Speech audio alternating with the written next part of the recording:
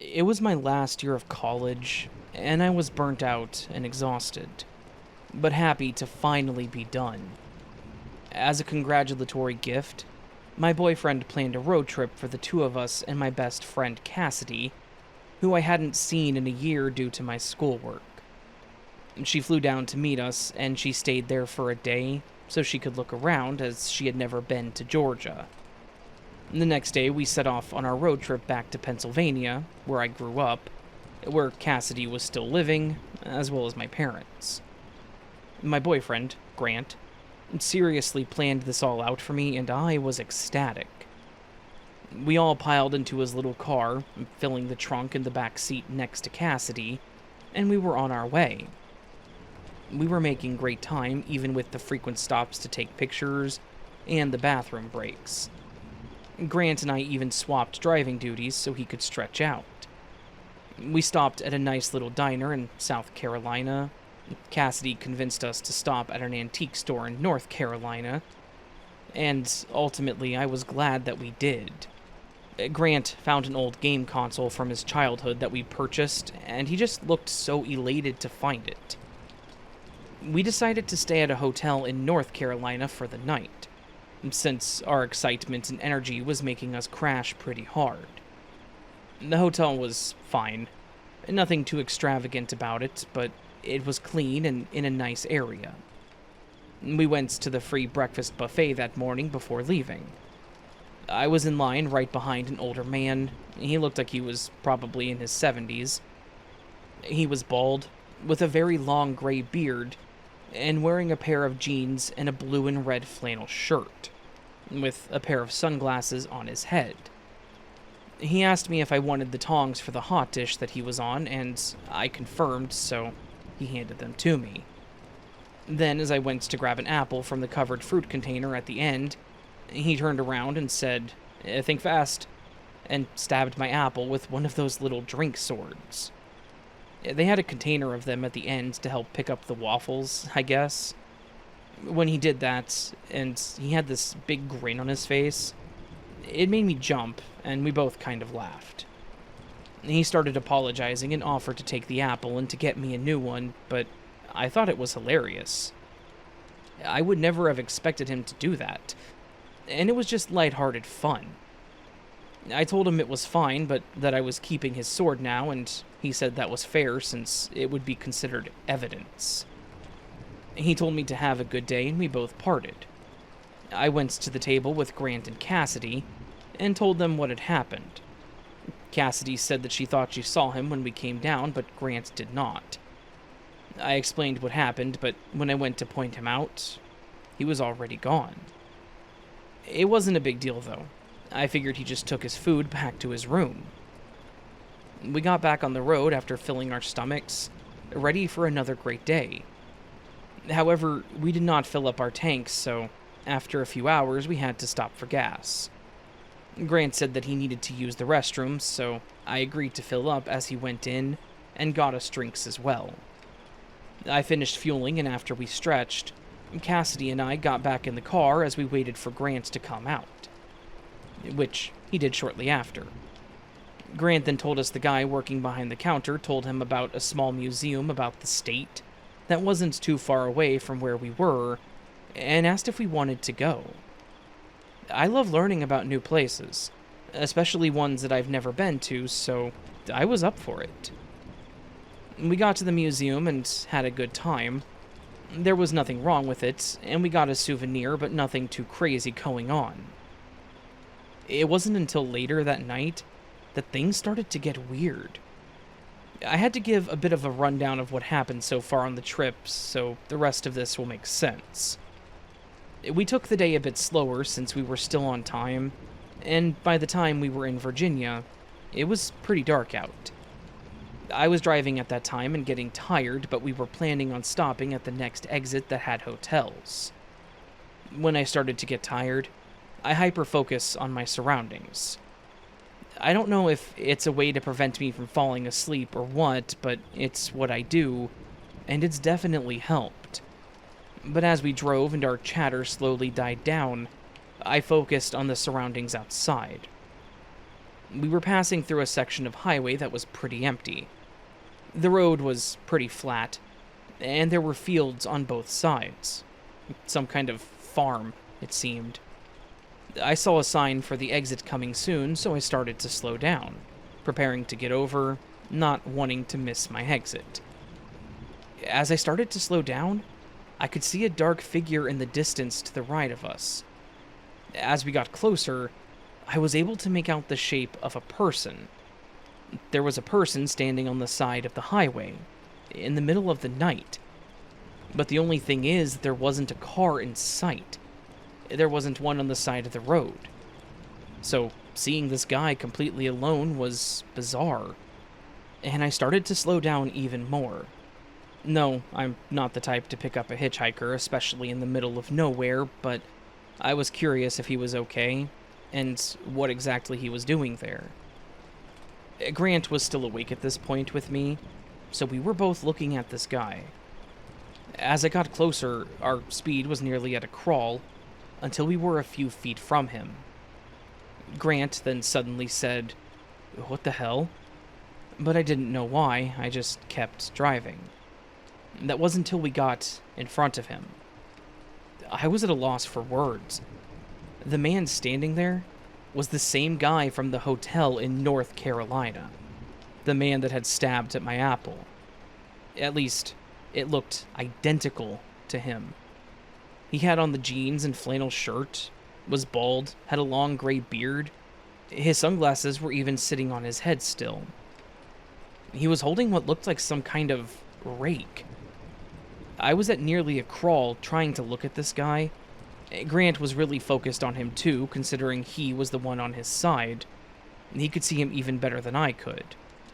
I mentioned that he looked like the guy from the hotel, and Grant quickly said, "Drive. Don't stop. Just drive." The way he said it scared the hell out of me, so I gunned it to the exit and got off the highway.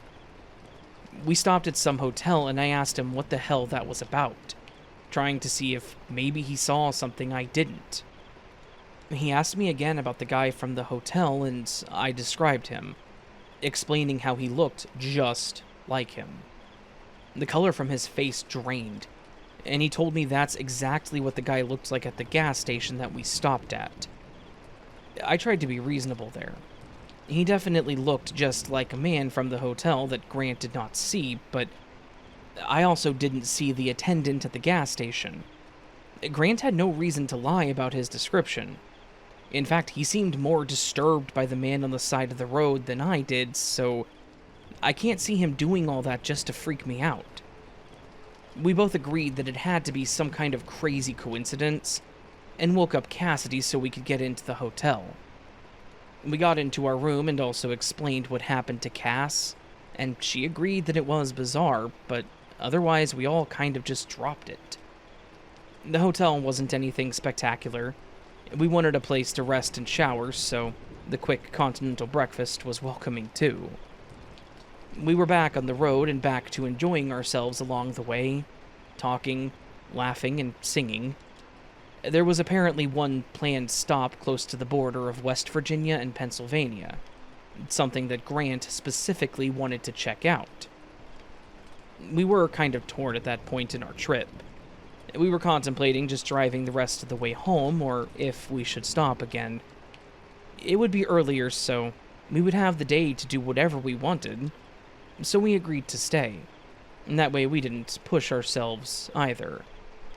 So we stopped at a restaurant for an early dinner and looked up some hotels in the area, and made our choice.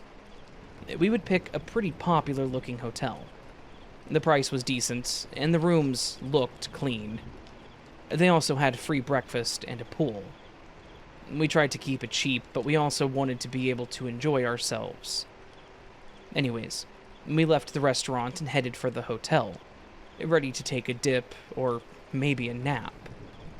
But once we walked to the front desk, I was immediately in panic mode. Standing behind the desk was the same man from the gas station, from the field, from the last hotel. It was the same bald man with a beard and sunglasses, in a flannel shirt and jeans. He even smiled at us. It was the kind of smile of familiarity, like when you recognize someone. When we all noticed him, we looked at each other as if trying to determine if what we were seeing was real. Again, Cass saw him from the first hotel, so now we had all seen him in multiple places. How was this possible? There was no way he could have been following us. Most of our trip was unplanned, and sometimes we were ahead, sometimes behind. The guy was nice, asking us about a room and making small talk. He asked where we were coming from and where we were going, and I couldn't speak. Grant said we were from Georgia, but just said that we didn't have a destination yet. I could tell that Grant was suspicious too. Cassidy then jumped in and asked if he was from another state, and he laughed and said no, saying he'd lived in Pennsylvania all his life. We checked in, the man thanked us, and we went to our room. Once we were in, we all looked at each other like, what the hell is going on? How did we see the same guy in 4 different places, even working multiple jobs? So no matter what we came up with, none of it made sense. Cass and I were worried that we could have possibly been followed, but Grant didn't seem to agree. I think he was trying to keep us calm more than anything, but he thought it was just a crazy coincidence that we saw these men. I tried to believe that. I tried to let it go and just enjoy the last stretch of our trip, but I was too nervous to even go out and get ice. To our relief, we did not see the man the next morning, or again on our trip. We got home, enjoyed our time there and our trip back with just Grant and I were flannel guy free, but I will never forget him. I will never forget seeing him all those times and just wondering what it all meant.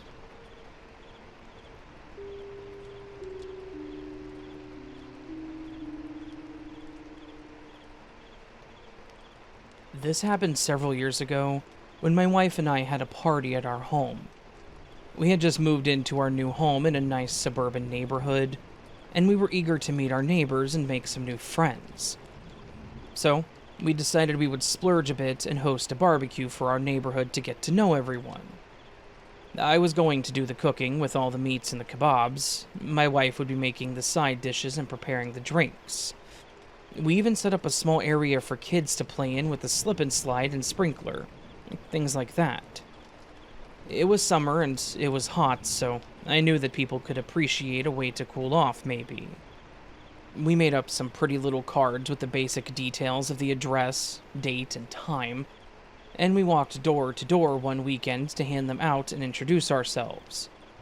Most people answered the door, and there seemed to be a decent variety of people, from some close to our age, some with kids, some seniors, but they all seemed receptive to the idea of a party with free food. However, there was one thing that came up quite frequently when we were going door to door that intrigued us. Multiple people asked us if we were inviting Kirk. Obviously, we had just moved in, so I didn't know who Kirk was or a thing about them. I would just shrug or tell them that I probably did or will if they were within the block. Some would look around, almost like they were contemplating something at first, but then they would agree to come or thank us and let us know later, which was fine. We gave them our phone number and an email so they could RSVP to give us a better head count. It was odd to us that we had multiple people asking about this Kirk person, but we didn't know who he was. Some folks introduced themselves, others didn't, and some didn't even answer the door, so we had to leave the card. I couldn't recall talking to anyone named Kirk, though, so I had no idea who he was. However, we were both curious as to who this person was, and that made several people ask whether or not he was coming. We continued to prep for our upcoming cookout, and to our surprise, most people did actually RSVP. We were prepared to accommodate a lot of people, but I was honestly surprised by how many were actually going to show up. You know how it goes. You invite 30 people, 20 RSVP, and only 10 show up. But we practically had everyone confirmed that they would be there, so we were expecting a lot of guests. Going to the day of the party, everything was looking great. We had everything we needed, everything was set up, and I had begun cooking as our guests began to arrive. But again, as people showed up, we were asked if Kirk was there or if he was invited. I just remember the look on one woman's face, looking concerned as she asked. Again, I wasn't familiar with Kirk, so I just said yes if he lived nearby. She looked disappointed, but was trying to be pleasant. She just said that he could be a bit much at times, and then walked away afterwards to talk to some others nearby. I didn't understand. Why were so many people concerned about this Kirk? I know this is probably wrong of me, but my first thought was that he was just different. The neighborhood was in a pretty upscale area, and I think that I just assumed maybe Kirk wasn't quite on their level and was singled out. I was never that kind of person, especially coming from a family that had very little. I had to work very hard to get where I was, and I hated people who judged others so harshly because of how much money they made or the clothes that they wore. I wanted to get to know all of my neighbors, no matter who they were, and them all pointing out Kirk only made me want to get to know him more. So, I was hoping that he would show up too. I just let it go and continued to enjoy the party and get to know everyone. The kids were loving the sprinklers and slip and slide. Several people brought extra sides, desserts, and snacks, and some even brought housewarming gifts. I was grilling like crazy and only had one critic, an 8-year-old boy who thought the hot dog was too chewy, so I thought I did pretty well. As the evening went on, people came and went, so it was normal for me to miss people. I had been sitting in my lawn chair, talking and listening to those around me when I noticed a man standing by the large oak tree in our yard. He was watching the kids, and would throw his head back sometimes as if he was laughing. I assumed he was one of the parents, but I couldn't recall ever having spoken to him, so I thought now was the time. I walked up to him and said hi, introducing myself. He shook my hand, but I noticed he didn't tell me his name. I asked him which one of the kids was his, but he didn't answer. Instead, he slowly looked back at me, smiling, and said, "You have a lovely family, Diego. You must be pretty grateful for them." Up until he talked, he seemed completely normal. He was wearing swim trunks and a dark blue tank top. He had short, shaggy-looking hair and a short mustache. Pretty normal looking in my opinion, but the way he said that was kind of hair-raising. It was soft and monotone. And then he looked at me and smiled, and then back to the kids. I didn't really know how to respond at first, but when I did finally speak, I said that we didn't have any kids and that these were some of the neighbors' kids. He didn't respond to that. Wanting to get out of the conversation, but not be rude, I just told him to help himself to any of the food and drinks at the table and walked back to my seat. When I went back to my seat, I kept watching the man. After watching the kids for some time, he walked away and looked at the trees in our yard. It wiggled our fence as if he was trying to test how sturdy it was, and even stared at our house with his hands on his hips while nodding. It was like he was taking it all in and seemed proud. Or impressed, maybe? I noticed several neighbors looking over at the man, and even saw one woman nodding in his direction and the others looking at him. Based on their looks and the fact that he didn't introduce himself, I assumed this must have been Kirk. Maybe he didn't tell me his name in fear that I would make him leave or judge him due to the others. My first interaction with him was certainly unconventional, but I didn't think he was a bad guy because of it. Maybe he could just use some more friends. Who knows? I just pointed him out to my wife and asked if she knew who it was. She shrugged and said that she didn't, so I told her my thoughts as well, but otherwise we left it alone. But then, shortly after him looking over our place, he approached the food table and grabbed a plate. I was hopeful that he would get something to eat and maybe come over and talk with us so we could get to know each other and hopefully confirm who he was. I watched him grab some potato salad and chips, but I had to do a double take when he looked over the meat.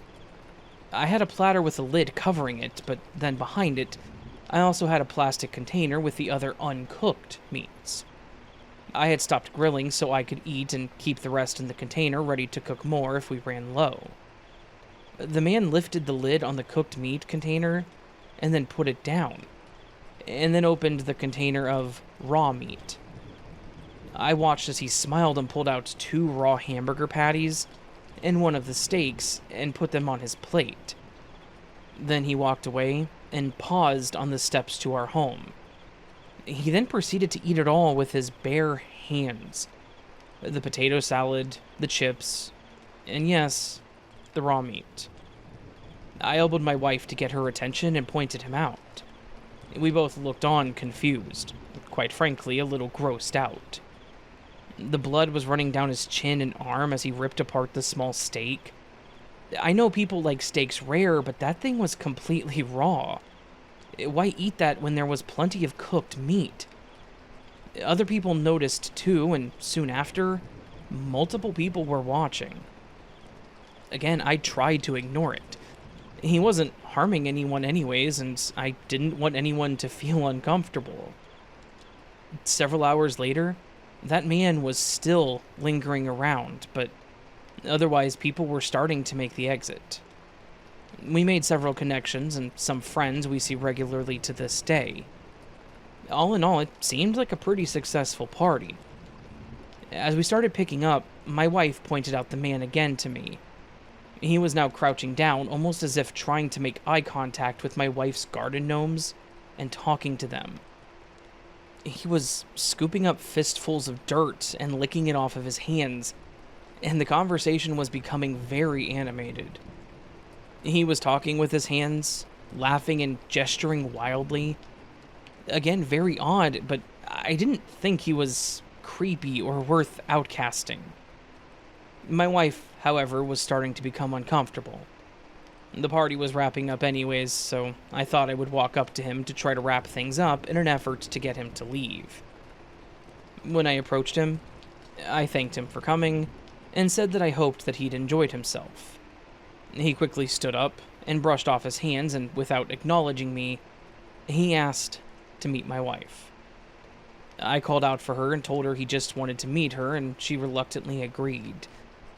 As we approached, she held out her hand to shake his, but instead, he touched her stomach and said, "If you guys don't want it, I'll take it." We both looked at each other and back at him, and my wife immediately backed up. I laughed, not knowing what to make of this conversation, and I told him thanks for coming and that we were going to clean up and call it a night. He nodded and thanked me and walked towards the gate. Right before leaving, he hollered out that he would be back for seconds, and then left, walking down the sidewalk. Once out of sight, my wife and I had a moment to say what the hell was that about, and she expressed how he didn't make her feel good at all. We then walked back to the table to finish up, where one of the last couples were waiting for us to return. They looked at us curiously, and I assumed that they would know more than us, so I just asked. "So, that's Kirk, yeah?" They looked at me confused and denied it, saying that that wasn't Kirk. In fact, they didn't see Kirk at the party at all. They also explained that Kirk just drank too much and was a pretty mean drunk, and that's why a lot of people didn't invite him to things like this anymore. They told us a story about how he almost caught someone's house on fire, stole one of the neighbor's kids' bikes, and started a fight with someone else, so they all just avoided him. They thought that man was one of our friends, and that's why nobody had said anything about his odd behavior. So, in the end, Kirk never showed up, but this strange, unidentified man did, and we have no idea who he is. Talking with the neighbors, we were able to put a name to all the houses that we invited, so we couldn't even place him. Where did he even come from? After they left and we were back in our home alone, we started thinking it over even more. What did he mean by his comment he made to my wife? I joked that she wasn't telling me about being pregnant, and she also laughed and denied it vehemently. And no, over the next few months, we never had a pregnancy surprise either, so we really don't know why he said that. So, I guess there's the story of our strange neighbor, or I suppose he was just a stranger. I unfortunately don't know because we have never seen him since. But at this point, I feel like I would have much rather dealt with this Kirk guy over him.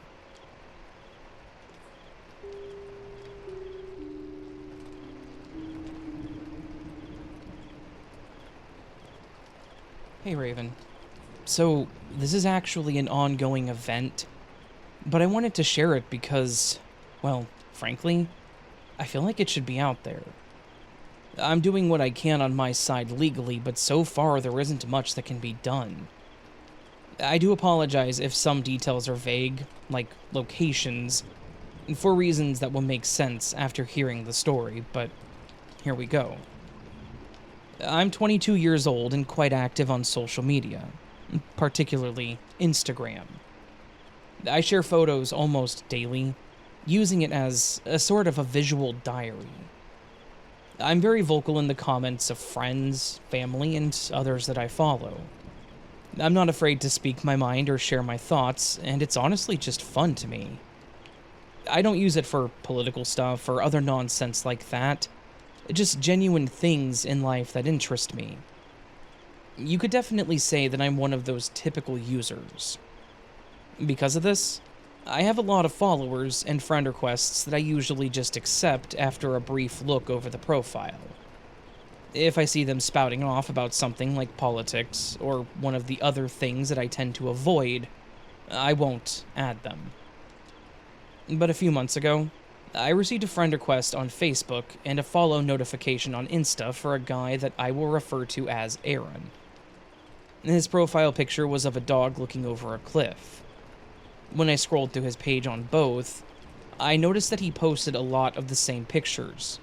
Landscapes, sceneries, and about half of them featured the same dog from his profile pictures. I thought it was pretty sweet. It looked like a guy who really loved his dog. And I'm a sucker for animals and photography. I didn't see any harm in it at the time, so I added him and accepted the follow and went about my life. After adding him, he would like or react to all of my posts and sometimes comment on them. They were all simply responses such as things like, "nice pics," or saying that he liked the same song when I posted the lyrics or link to a song. We even had a brief conversation about sunset pics that I took, talking about the colors and how it all looked. He honestly just seemed like someone who had added me due to a mutual interest. From then on, Aaron seemed to comment on more and more of my posts. And around 3 to 4 weeks in, I noticed how his activity had started picking up. What I mean by that is that when I would make any kind of post, I would get notified of his reaction or response within seconds of me posting it. It was almost like he was watching and waiting. I know you can turn on notifications for specific people, and that's likely what had happened, but with how quick he was always with it, it made it seem like he was waiting. Who has time to react immediately and every time to someone's posts like that? At first, I just thought maybe he had a lot of downtime, or maybe he was a big social media person too. Besides, his comments were still all the same, all harmless and nothing striking me as alarming. But of course, I was obviously naive to think that. When I would post a picture of myself, Aaron would compliment my appearance, and even once said something about being the best looking one in the picture of me and some friends. That was about the time that I started getting the private messages from him. He would ask how my day was, what I had planned, or even questions about my daily routine. I would give some pretty normal and even vague responses, because I still didn't know him. And who asks someone their daily routine? When he took his messages to DMs, that's when I started getting this nagging feeling, so I tried to keep my responses dull and professional, hoping to not mislead anyone. But his direct messages wouldn't stop. He would start messaging every day. "Good morning, Annie. How's your day going? How are you doing? Good night, and sweet dreams. No matter what I said, he would constantly message stuff like this. I should have taken a screenshot so you could see how timely they were. It was strange. But being me and not wanting to be rude, I would reply. After about the third day, it honestly got old. To ask someone day by day how they were doing was just annoying to me. And it just seemed like he was looking for a reason to message me. So, I decided that I was not obligated to message anyone, especially someone who barely was an acquaintance, so I ignored his messages. But that seemed to bring out the side of Aaron that I wasn't aware of. When I didn't respond, he would resend the message several hours later. If I still didn't respond, he would try to tag me in the message, and even had the audacity to ask why I was ignoring him. I finally responded to him by saying that I was busy, and I didn't have time to talk. I wanted to be a lot meaner, but I hoped I wouldn't have to, and that he would either be understanding or realize that he was being a little possessive. But instead, he just said that he forgave me and then continued on to his normal messages. I once again gave short answers until he finally quit asking. But one of the more unsettling things I experienced since meeting Aaron was 2 weeks ago. I had gone to a coffee shop to meet up with a male coworker. We were working on a large project for work, and we wanted to collaborate on it a bit more, so we could get it right into the next day at work. Once we wrapped up there, I got in my car and noticed I had a new message from him. I ignored it so I could get home first. Once I was home, I checked the message and I had the chills. Aaron had sent me a string of messages saying that he saw me at name of local coffee shop. He said I looked gorgeous in the outfit that I was wearing, describing in detail what I had on. Then he also said that he wanted to sit with me and say hi, but he didn't want to interrupt my date. But there was definitely things wrong with this thought. The biggest one being that I never said anywhere online that I was going to or would be at said coffee shop. So how did he know I was there? And he had to have been there because he described what I was wearing to a T, even down to the earrings. And the way he worded and used quotes around date made me think his comment was sarcastic. And then he ended his string of messages with a, Next time, I'll just make sure to introduce myself properly, no matter who you are with. I don't know. Maybe it's just me, but this message did not sit right with me. The fact that he described what I was wearing made it seem like he was trying to prove a point. The way he seemed to mock the idea of me being on a date and mentioning a next time made it sound like a threat. These were all red flags for me, but I was somewhat honest with Aaron. I told him that I was no longer comfortable talking to him, wished him a good day, and unfriended him. I didn't even know this person.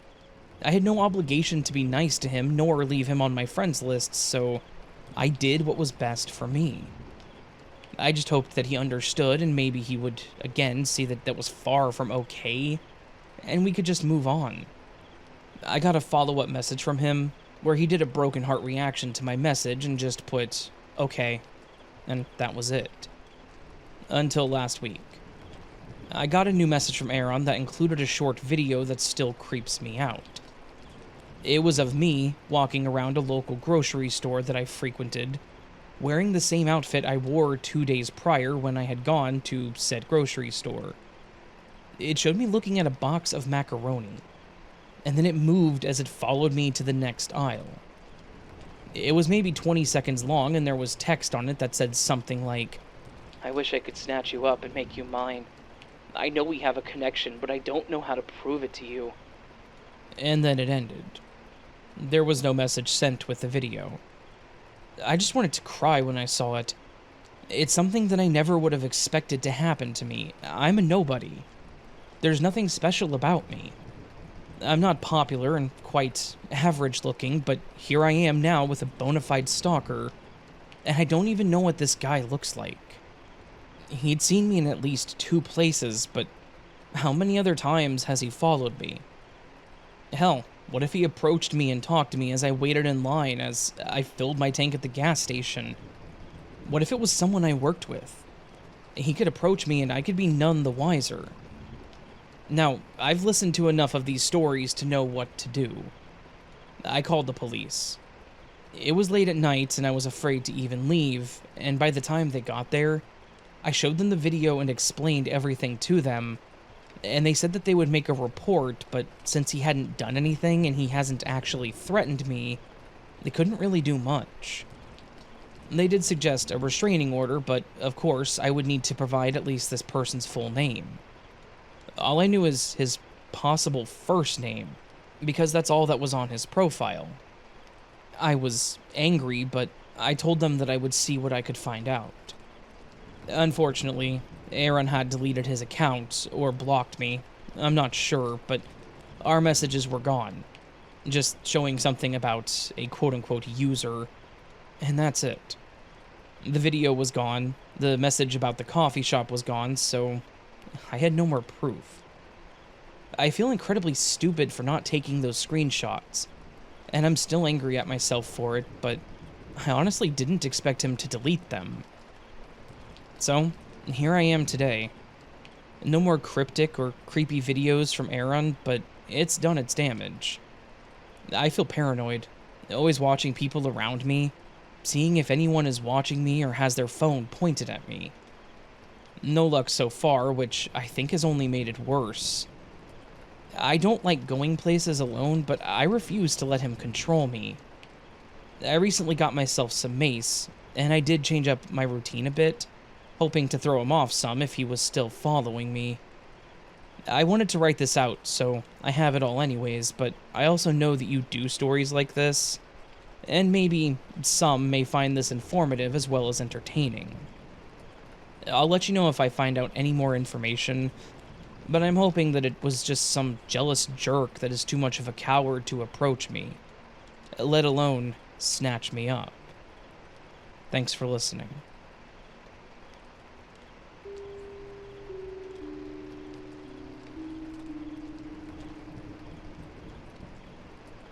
So, this happened to my friend, not me, in 2007. But she's here next to me recounting her story, and I'm typing it out and posting it for her because she doesn't have Reddit. Sorry it's long, but I want to share as many details as possible to hear your thoughts about it. We are adults now, and this happened to her when she was 16. To this day, she describes what she saw in the exact same way as she had right after it happened, and can still clearly picture it. So here goes. She was walking home from her friend's house at night. This is a town in southern Oregon, in case that's important. She doesn't remember the exact time, but says it was definitely after midnight. And it was dark, so no one else was out. She says that she was completely sober and not sleep-deprived. So she's on her way home and just about 2 blocks from her house. She was walking on the sidewalk along the main street and was crossing between 5th and 6th Street, while her house is on 7th Street. Across the street is a Safeway and a cemetery. Right then, she noticed something about 50 feet ahead of her, crossing the street from the cemetery side to the side that she was on, and this is how she describes it. There were 2 creature things walking on their hind legs, side by side. One was slightly shorter than the other, but they were both really tall, at least 7 foot. They were hunched over, lanky, and extremely skinny. She says that her immediate first thought was that they almost looked like deer walking on their hind legs, but they didn't have any fur. It was more like a dark, grayish skin. They held their arms and wrists kind of like how a T-Rex would, but their arms and hands were very long, almost as long as their legs. When I asked, she said that she didn't see any tails. I asked her if they had hooves, and she says that she thinks so, but can't remember that part for certain. Everything was quiet, and she didn't hear them making any sounds on the pavement as they walked. I asked her if they had antlers or deer-like shaped faces. Me thinking that maybe it actually was just hairless deer walking on their hind legs for some reason. She said no antlers, but that their heads were not shaped like deer's, or any animals, but more like a person's. She described their faces as looking human with human features, but that something was just slightly off. She had frozen where she was as soon as she saw them. Everything was quiet and there were no cars driving by or anyone else around, which is normal at night in our small town. She says that she stood there kind of in shock. She watched as the two creatures slowly walked side by side, silently from across the street and over to the side of the street that she was on. She says they didn't seem to see her at all, or if they did notice her, they didn't act at all like they did.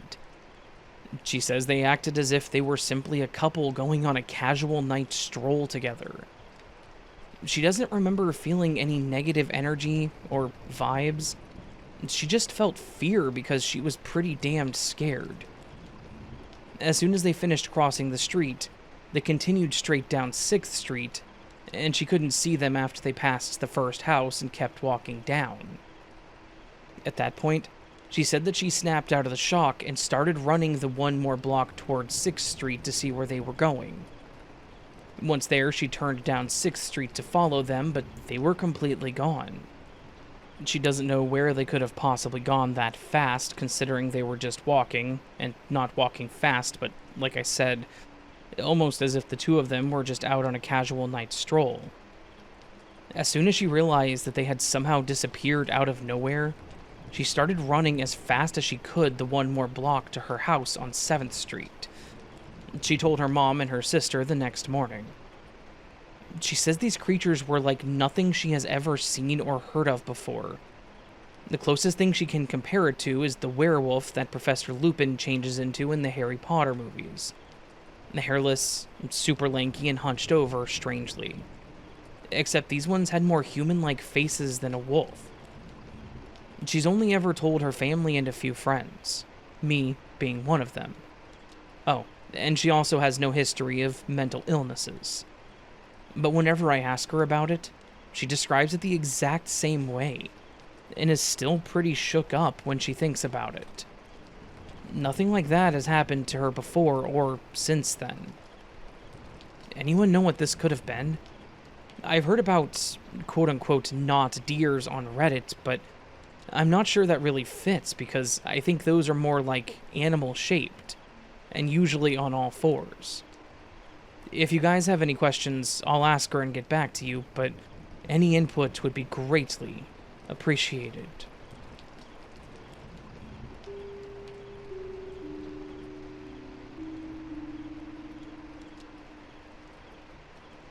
My brother, Alfredo, and I planned a road trip from Oklahoma to Mexico. Our father was actually born in Mexico and moved to the US for a chance at a better life. There he met our mother and they moved to Oklahoma together, where they had us and our little sister, Monica. My father was an avid hunter and camper and just an all-around outdoorsy type. We both have wonderful memories together of us all camping, and even our boys' trips of the three of us hunting. In the early 2000s, my father passed away due to heart complications. We were all devastated as he really was the rock that held us all together. Truly a family man. But after we all took nearly a year to grieve and feel sorry for ourselves, our mom convinced us that it's not what our father would have wanted. We knew that we needed to move on for him, and that's precisely what we aimed to do. So, for the anniversary of his death, we decided to continue his tradition of our father-son trips and drive down to Mexico, in order to sprinkle some of his ashes in his hometown. Our planning was very meticulous. We knew what essentials to pack and what would just take up space. We took our camping gear, expecting to be sleeping under the stars, not in hotels, or at least in the back of the truck.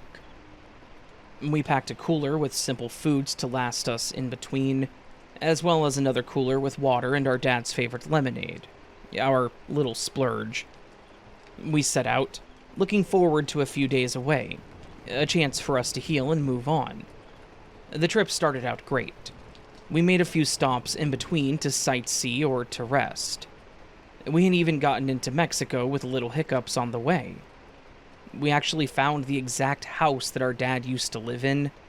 The people that lived there at the time of our trip even invited us in and told us about how they actually knew our grandfather, which was how they got the house.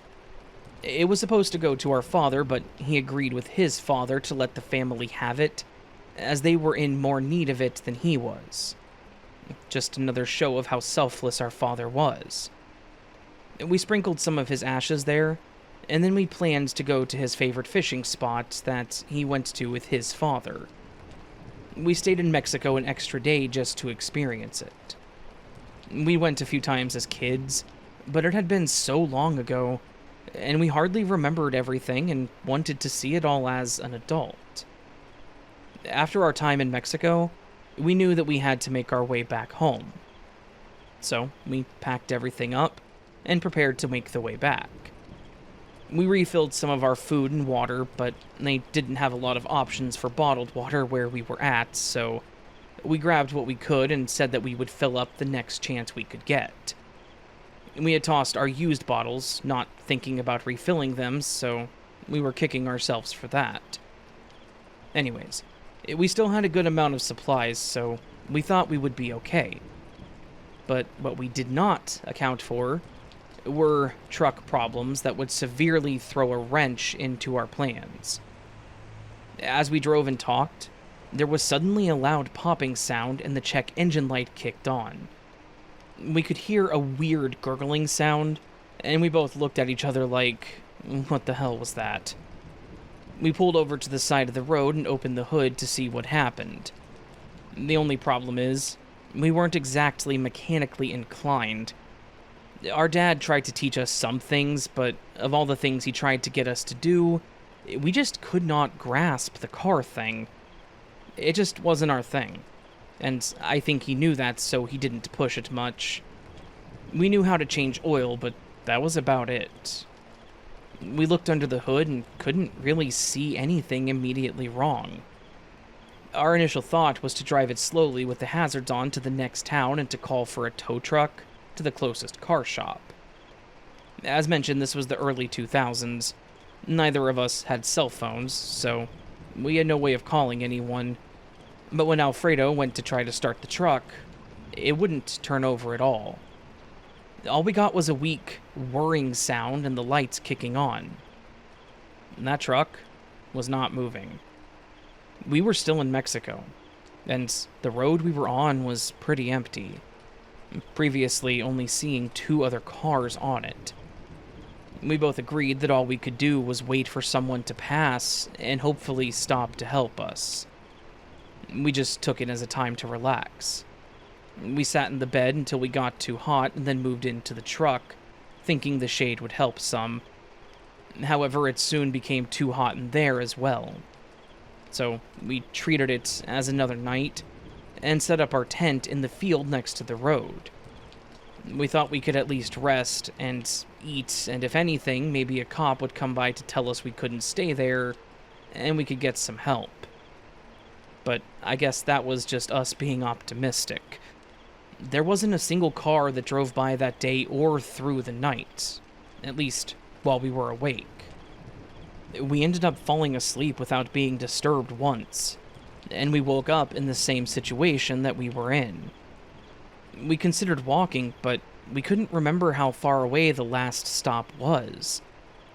We'd been driving for quite some time, and by foot, it was going to take even longer. We once again decided to wait it out, hoping that it was a fresh day and surely there would be at least one person. It had been hours, and still nobody was around. By midday, the temps had to be in the triple digits, and we had to stay hydrated with how much we were sweating. However, we didn't have a lot of water left. We had 4 bottles between both of us, and even portioning out how much we drank, it wasn't going to last long. We both had gone through a bottle each. We were using some of the ice and water from the food cooler to put on our face and skin to save the other one. I know that I was really feeling the effects already, but Alfredo seemed to really be affected. He told me that he was feeling sick, so I told him to lay down in the truck, keeping the wet shirt that he had on his head, and I hooked the small fan that was powered by the lighter port to blow on him. The truck wasn't moving anyways, so who really cared if we killed the battery? To my surprise and fear, there was one car that we saw coming from the distance. I stood behind the truck and waved my hand, but they didn't even slow down. They were going fast enough that I couldn't even make out who was driving. I was frustrated. I could understand not wanting to pick someone up, but why not just stop to ask what was wrong? If they could just pass it along to someone, a cop or anyone, it would help. But there we were. Another night with no help. Alfredo was in and out of sleep, but he was breathing really fast. I was worried about him. By the next morning, he wasn't really responsive, and I started to fear that he was dehydrated and or having a heat stroke. I told him to drink his water, and my last bottle, just taking sips of the melted ice from our food cooler. I was the older brother, and I felt responsible for him. If we didn't see anyone that day, I knew that I was going to have to start walking to do something. In fact, I really didn't have much of a choice. I was going to have to start walking that day. Otherwise, we would be completely out of water, and then neither of us would be strong enough to go. But I was also worried about leaving Alfredo alone. I finally made the decision that I had to try to get help somehow. I filled up the empty bottles with the water from the food cooler, and put them in the cooler and put it next to Alfredo. I told him I was going to get help, and he didn't really respond. I was worried that I was running out of time.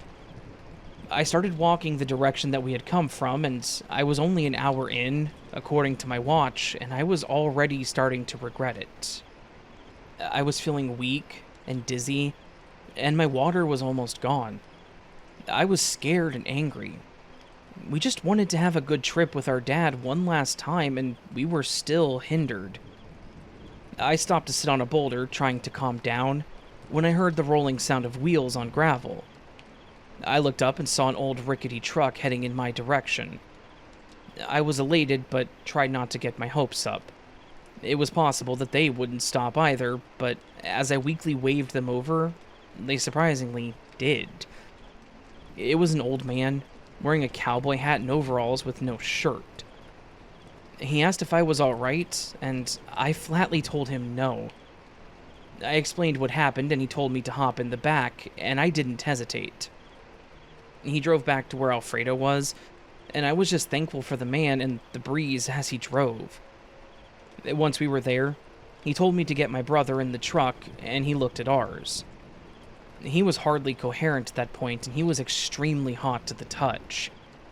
The man confirmed that he had a feeling that he knew what was wrong with it, but that it wasn't going to be a quick fix, so he agreed to take us into town. I quickly threw our camping gear into the back of the truck, not giving a damn about the stuff at that point. I just wanted my brother to be okay. The man drove us back to the town that we passed through, and with how long it took us, I don't think that I would have made that walk. The man said that he was actually planning on picking some things up from his sister a few towns over, and he almost didn't because of how hot it was that day. I was just incredibly thankful that he decided to go for whatever reason he did. Once there, I got Alfredo to a clinic who confirmed that he was severely dehydrated. We got fluids and electrolytes in him, and he was back to normal for the most part. Other than a migraine and being tired, he said. We stayed there a few more days, until we could get our truck towed and fixed. At least enough to just get us home. I couldn't thank that man enough for being so generous to us, and I even offered to pay him, but he refused.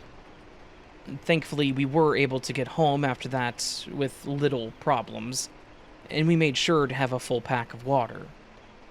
Even if it was hot, it was better than no water. Looking back, the trip was still enjoyable. I was happy that we were able to get to Mexico with no issues to give our dad a proper send-off, and I feel as though that since he was with us, he was looking out for us that day too, and I will be forever grateful for the man that stopped.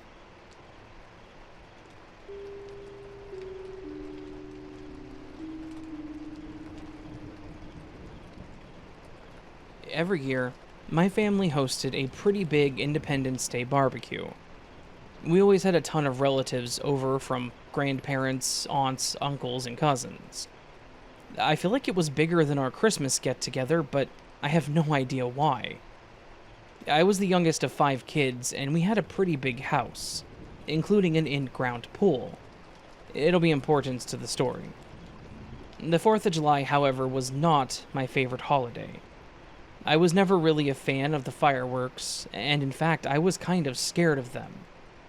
I didn't like any of the stuff that went high in the air, afraid that it would fall back down and hit me. I didn't like the ones that were loud for obvious reasons, and I refused to do anything that you held.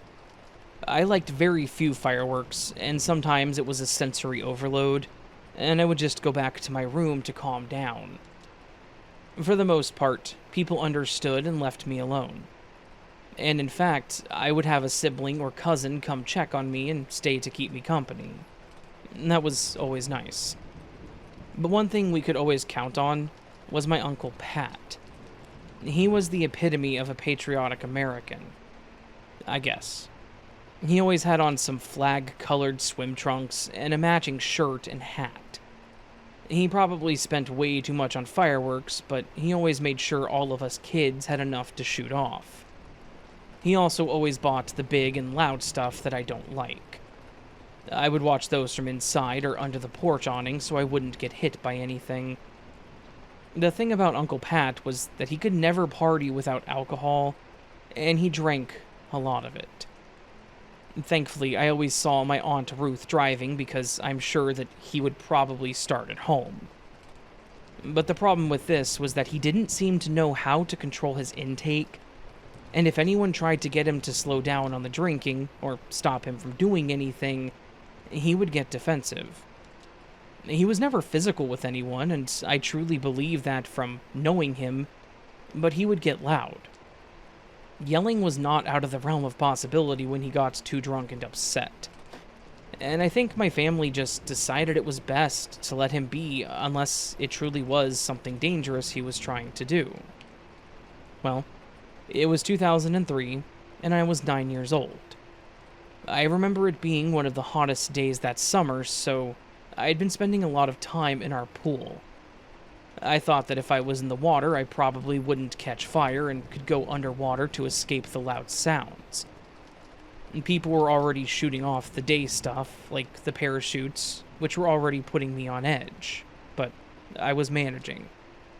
I would also shoot off the few things that I actually enjoyed too. And shortly after, Uncle Pat, Aunt Ruth, and my 2 cousins showed up. I was happy to see one of those cousins, Beth, because we were really close. But I also knew that that meant things were about to get hectic because of Pat. Pat immediately unloaded all of his fireworks as well as his drinks of choice for the night. He was already entertaining himself, shooting fireworks and trying to find different things that he could blow up. I just avoided him and his antics as much as possible. In the beginning, my parents and the other adults would just let him do what he wanted, as long as he wasn't hurting anyone or causing damage. As the night wore on and his bottles emptied, he started to get more daring. He loved to hold Roman candles as they went off, and my mom hated it. One of my brothers always wanted to do the same, and my mom always told him no, thankfully. So I heard my dad talking to Uncle Pat, his brother, to tell him to basically tone it down. But Pat didn't like being told what to do, even if it was by his parents or older brother. He would get mad and defensive about it, but he was never physical towards anyone, just all bark. It seemed like everyone got tired of telling him to stop, so they just gave up, which I hated, but I digress. When it got darker out, I sat on the covered patio and ate while I watched everyone else light fireworks. Uncle Pat was firing off the large mortars without warning, which was about to make me lock myself in my room, but I decided to hold off since Beth wanted to light a specific fountain. As hers was going off, I was pretty entertained by it. It didn't make any loud noises, but it was really pretty. The lights weren't blinding and they changed colors. Unfortunately, I was distracted by this, and didn't realize Uncle Pat was setting up his grand finale stunt, until everyone else made a commotion. I heard my mom use my dad's name in her angry tone, and looked to where she was pointing. It was Pat, holding a Roman candle in each hand and a sparkler behind each ear. His son, my cousin, was lighting the sparkler, and then Pat lit the Roman candles with those. A small argument ensued between my parents because it was too late to stop him, said my dad, and Mom was mad that he didn't in the first place. All we could do was watch and wait for this to be over. Then, everything seemed to happen in slow motion. One of the sparks hit Pat in the face, and he instinctually went to reach for his face. However, being as intoxicated as he was still holding the Roman candle. Right as he went to touch his face, the candle went off, and all we could see was a bright light in the silhouette of his head. And then the screaming started. I couldn't look away at first, as I heard Pat screaming. He dropped everything, and now it was on the ground and shooting everywhere. Pat now had a streak of fire down his shirt, and his screams turned into something nightmarish. I looked away, shielding my eyes, as I heard the adult shuffling to his aid and my cousin crying out for her father. And then the last thing I heard was a loud splash. I finally looked up and saw my uncle floating face down in the pool. I was terrified. I was young. Was he dead? Did I just witness someone dying? My dad got in the pool and helped him out, along with my other uncle who was there. My mom was already on the phone calling for help, and I stayed in my chair fearing the worst for my uncle. The paramedics arrived and immediately helped him on a stretcher. I heard him groaning, telling me that he was at least alive. Something told me to go see him and see what happened. I guess it was the curious child in me, but I still regret it to this day. When I got closer, he was holding something to his face, and he pulled it away for one of the paramedics to look at the damage. All I could see was a black hole where his eye should have been, red welts all over his face, and his scorched shirt down his chest. The sight still gives me nightmares. I remember hiding in my room after that. I heard people talking, but I didn't want to join them.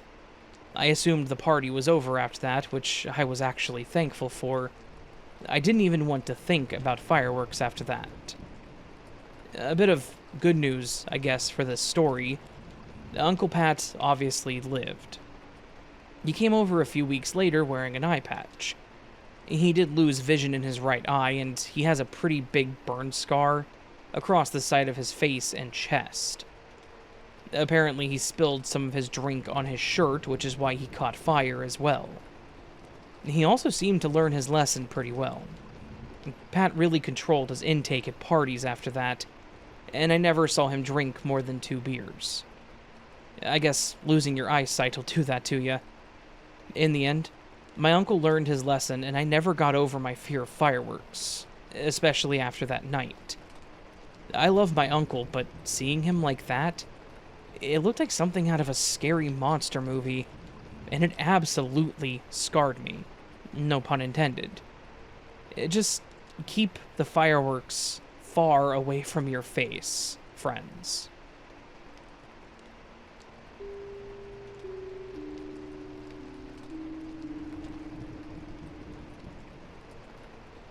I have a bit of a creepy internet story that I wanted to tell. I've always been fairly cautious about my online presence. I like to share, but I don't put my stuff out as public. It's friends only for the most part. This was pretty much the one time that it did get creepy for me. and it was probably the last time that I did any sort of posting on a public forum.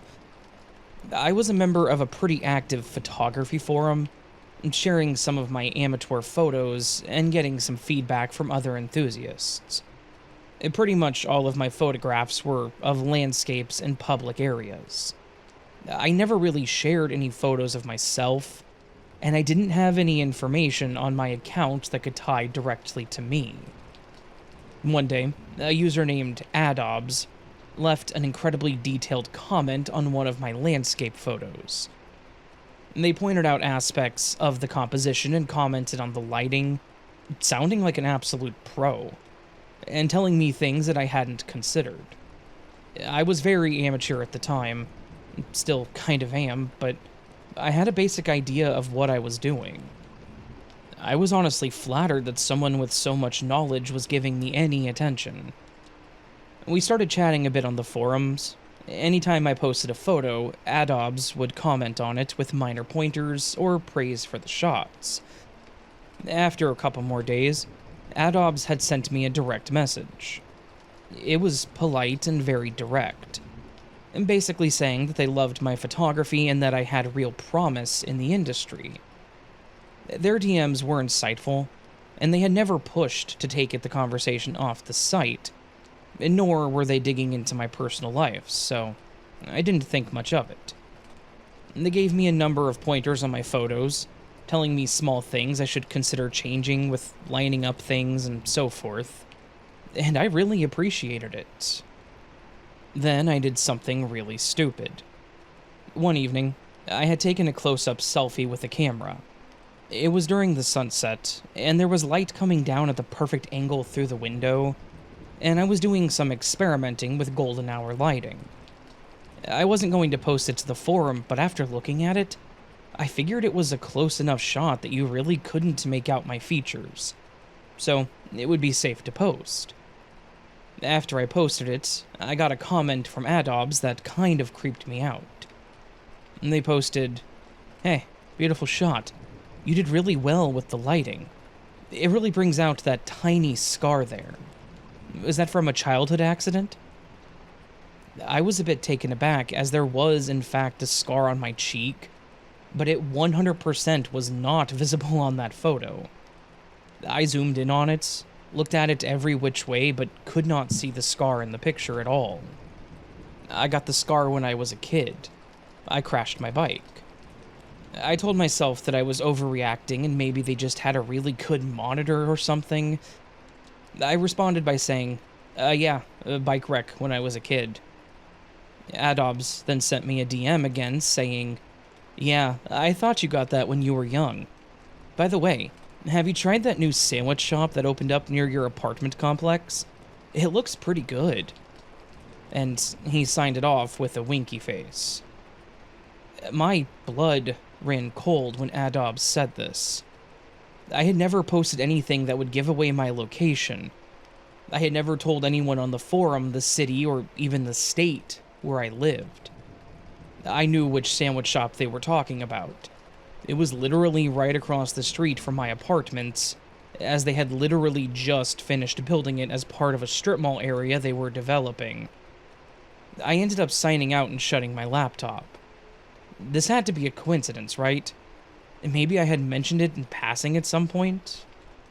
The next time I had signed on, I had another message from Adobs that kept up the creep factor. He'd sent me another DM saying, "I wasn't trying to scare you, Amanda. I'm sorry if you took my comment the wrong way." This is when I got thoroughly spooked.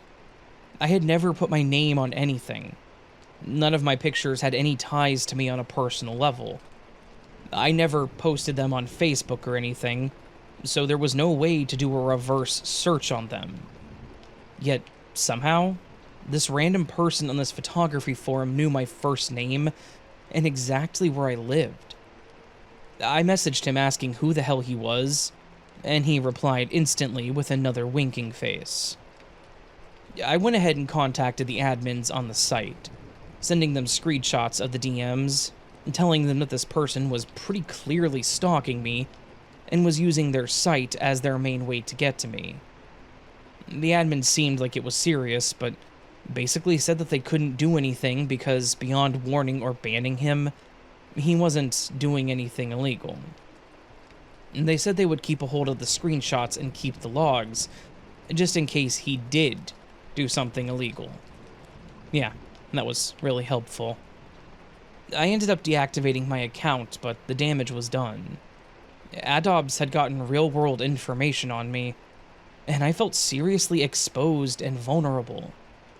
For a little while, I was a bit jumpy and didn't want to do much outside of my apartment. Now, I know that it wasn't much of an event, but it was still terrifying to me. And I'm grateful that nothing more ever came of this. Adobs never reached out to me in any other way, and I never got any creepy, unexpected visitors.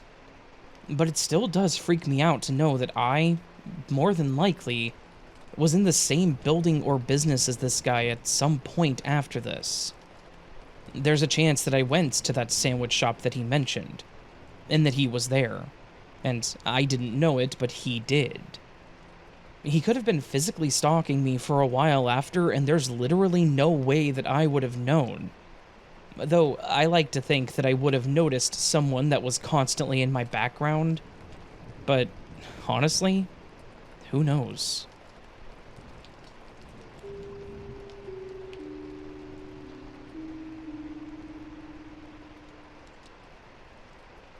I wanted to share a strange and unsettling experience that I'd had a few years back, hoping to get some insight or hear if anyone else has had a similar experience. When I first got my phone number, I started receiving calls asking for Adam. Since that's my name, but I didn't know them, I figured they must be looking for some other Adam. I told them they had the wrong number and I hung up.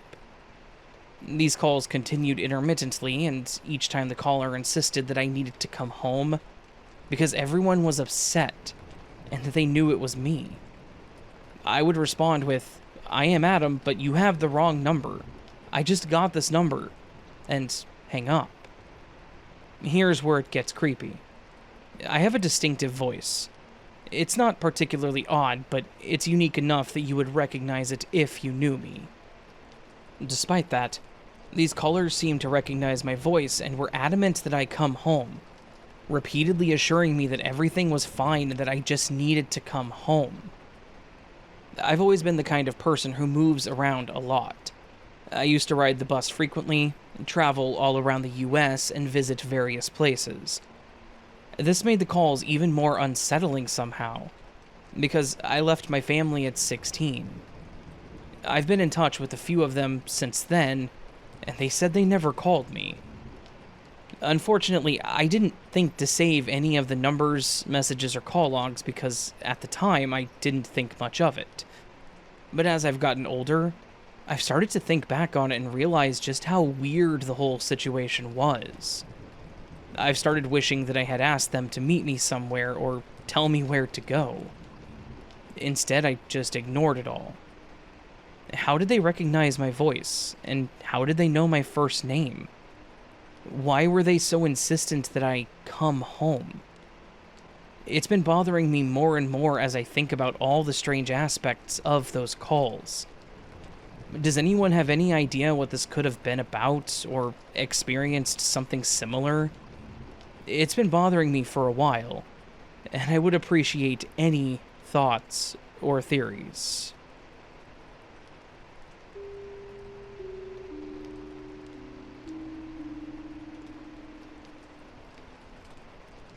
Like most people, I have social media accounts. One that I used to be active on was Twitter, or I guess X as it's now called. I'm not going to say what my account was. I had a small cake baking business based in my local hometown, where I would bake cakes and other pastries. So I would post pictures of the food, baking process, and any smaller challenges to bring attention to the business. A friend recommended it to me as a way to get some business rolling in. It got some, but most customers tended to come from Instagram or Facebook. Previously, I only ever used social media for family and friends as I valued my privacy. I don't like how society has changed things up, but you need to adapt. Using social media has also helped bring influencers to the store too, which is its own story, but not the one I'm telling here. Anyway, back on topic. I made several international friends, and we would share about our days and lives. There was a group chat with other bakers, and it was nice to get to know people. I made a post about learning how to decorate cakes because I wanted to expand the business. When I got a reply from someone who was eager to talk to me about it, a little too eager looking back. He told me his real name was Steven and that I could contact him any time if I needed to talk. That he was always there for me. I thanked him. Once I worked out where he lived, I only tried to message him through reasonable hours. Every time I sent a message, I noticed that he would reply back almost immediately. I thought that was strange, considering he said he was married and had a family. I quickly noticed that the conversations were increasingly less about baking and cakes, and more about my personal life, my hobbies, what I like to do, and this doesn't necessarily bother me. He would always compliment me, even for the most trivial things, and he would tell me how talented and beautiful I was. I would thank him for the compliment, but I wouldn't reciprocate. I'd always be polite and friendly because it was my business, and I wanted to give a good impression. Word of mouth is a powerful tool. Until the questioning took on a more lustful or intimate line of questioning. Example, what size bra do I wear? Or he would estimate for my cup size. I posted pictures of me baking so you could see my hands, arms, and chest. Not that it matters, but my shirt wasn't tight, nor did I show any cleavage. It has never been a problem before with him. In fact, when another guy made rude comments, he'd actually come to my defense. Maybe he felt like I owed him something. I told him that it wasn't okay to ask me those kinds of questions. He apologized, and I didn't want to contact him. I still spoke to him some, but it was brief and didn't have the same familiarity as before. But he apologized sincerely, and he promised not to do it again, telling me that he had seen the errors of his ways. Since it was a professional account, I didn't want to fight with people, and I've never really been good with conflict. About a week later, he sent me pictures of his genitals, and that was the final straw for me. I told him no. I blocked him and told other mutual friends about what had happened. I then heard that he was on his profile telling people that I was trying to seduce him, and that he had kept telling me no.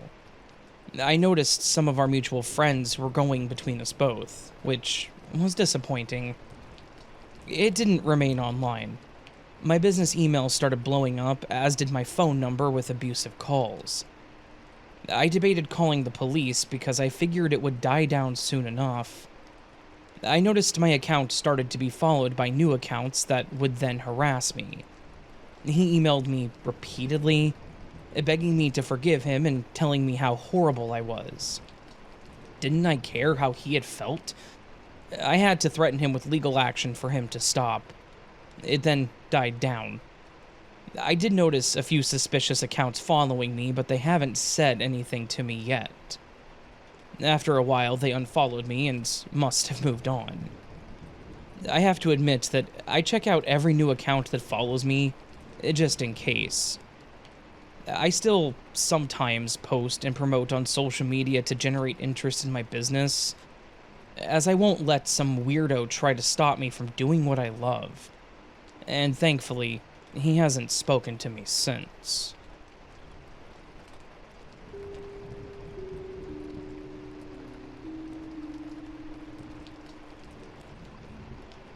I have a personal theory about a green-eyed woman who has appeared in a few of my dreams over the years, starting in 2014, and then again in 2017 and 2018. These dreams seem like past life memories because I find myself as different people and genders in various historical periods.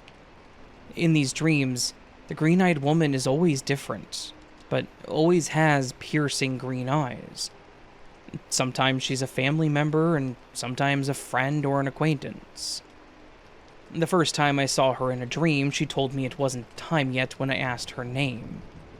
In subsequent dreams, she appeared closer to me, such as a friend or a hospice nurse. Interestingly, in 2017, I met a real-life person with green eyes who became my best friend. Despite being hesitant due to the past betrayals and friendships, I invested emotionally in our friendship. Over time, I felt increasingly uncomfortable and distrustful of her, even though our friendship grew stronger. Some of her mannerisms put me on edge. By mid-2019, her life took a downturn due to an abusive relationship and increasingly hostile environment, or at least she became more open about it, and I tried to support her despite my own struggles. However, our friendship became one-sided, with her using me as a therapist while neglecting my needs and my boundaries. I felt emotionally hurt, ghosted, and manipulated by her, which reminded me of my previous friendships. She even started forbidding me from talking about topics such as my past, current political and global news, shortening the topics available to only things that she liked talking about, such as Lord of the Rings or various anime which I don't follow or interest me. And I have tried to be in order to be a good friend.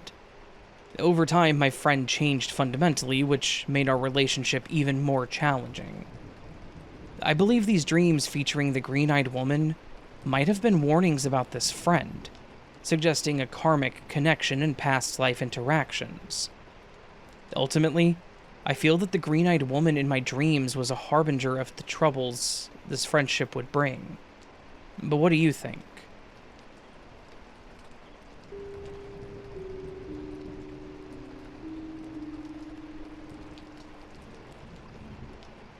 I've told this story to friends and family, and people either think I'm crazy or that a ghost lives in my basement. This was years ago while I was in high school. I was playing video games alone in my basement with the Xbox playing through the TV. I had lost the TV remote a while back, so I had to adjust the volume by pressing the buttons on the side of the TV.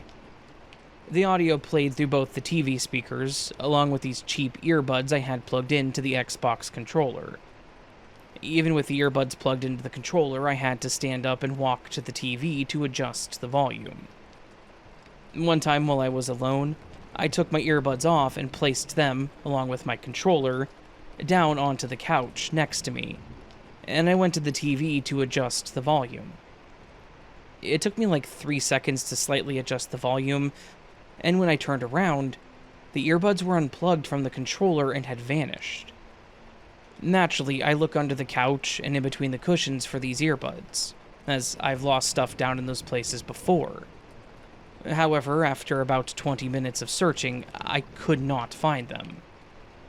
There is no way that someone came downstairs and took them, as the only way down was right next to the TV, and I would have seen them in my peripheral vision or heard them walking down. I asked my family just in case they did anything with them. Of course, they all said no. I decided to give it a rest and just assumed they would turn up sooner or later, which is kind of what they did, but in a creepy way. The next 2 days, I went back and forth down to the basement, and I took apart the couch and even cut the fabric underneath to see if they were deeper in the couch. But nothing. I couldn't find them anywhere. Even after looking everywhere else in the basement, I still could not find them. I gave up once again and put the couch back together and decided to just get new earbuds. I swear about 2 weeks later, I go down to the basement and the earbuds are sitting on the exact part of the couch that I left them. I immediately go ask my family why they're messing with me, and they swear they didn't do anything. This time they were not plugged into the controller, they were just sitting on the couch. This seemed so strange to me and everyone that I told it to. It was like the earbuds were taken to another dimension and just brought right back. I did a Google search about similar phenomena, and I learned that it's a common trait among poltergeist folklore that they will vanish objects and make them reappear at a later time, sometimes in the same spot, sometimes in another location. The only other thing that's happened in this house, similar to this, was a thing with my brother where his wallet went missing and was found in the top shelf of his closet, even though he didn't put it there. But you'd have to ask him about that.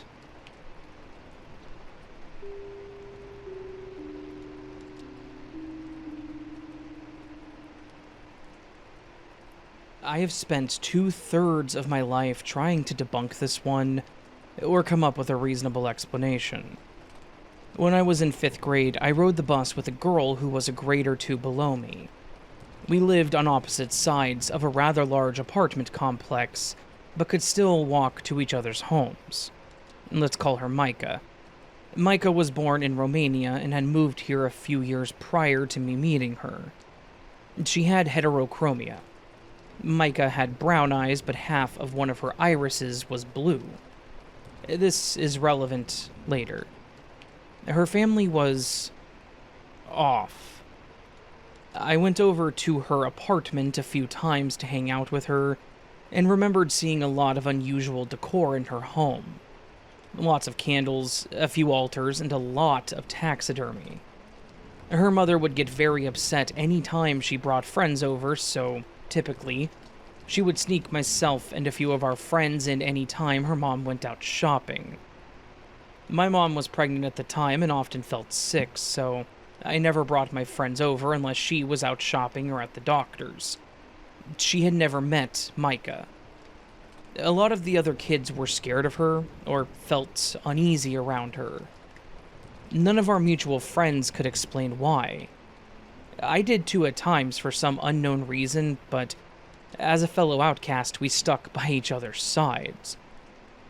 After a few months of knowing each other, she started telling me that her family followed a belief system similar to paganism. I forget exactly what she called it, but it wasn't Wicca or pagan or any other common, for lack of a better word, spiritual belief system. Micah started claiming that she had special powers. I immediately called bull and told her to prove it. She responded by saying that she would shapeshift into a cat and would visit me later that evening. My family and I lived on the 3rd floor of our apartment building. There were no fire escapes, balconies, or anything like that. We barely even had window ledges. As a side note, I loved cute stuff. Hello Kitty, Care Bears, My Little Pony, all that good stuff. My best friend at the time was very into fashion and loved to act like a high schooler. The few times that she saw me in cartoon PJs, she would make jokes. So I stopped wearing anything like that to school or sleepovers almost a full year prior to meeting Micah. I went to bed at my normal time of 9:30, wearing some Care Bear pajamas that my mom had bought me a week prior. Nobody had seen me in them aside from my parents.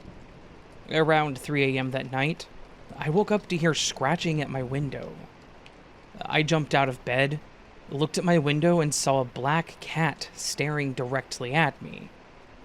The cat was sitting on the very thin window ledge and raised its paw as if it was waving at me. Freaked out, I told myself that it was a dream and went back to sleep. That morning, while my mom was cooking breakfast, she asked if I had heard anything weird outside the night before. I asked what she meant. I saw the weirdest thing last night. I heard scratching at my window. I got up to see what it was and saw a black cat on the window ledge. It looked like it was trying to open my window. I sat there in silence, unsure of what to say. My mom continued.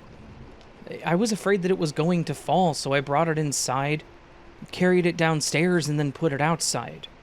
You should have seen its eyes. It had one eye that was half blue, and I've never seen a cat like that before. I felt so sick that I couldn't speak or finish my breakfast. Not wanting to approach Micah after this, I stood off to the side away from all the other kids until she walked up to me. Hey, Gloomy Bear, why didn't you let me in last night? I was stunned. I could have died. At least your mom was nice enough to take me downstairs. I stopped hanging around her as much after that. Our building caught fire a few weeks after all this happened, and we ended up moving a few towns away. I haven't seen or heard from her since. To this day, my mom still remembers the cat. She'll mention it in passing every few years and to make comments about how weird it was that a cat could have gotten up on that ledge. For the last 20 years, I've been racking my brain looking for an explanation. If anyone has one, I would love to hear it.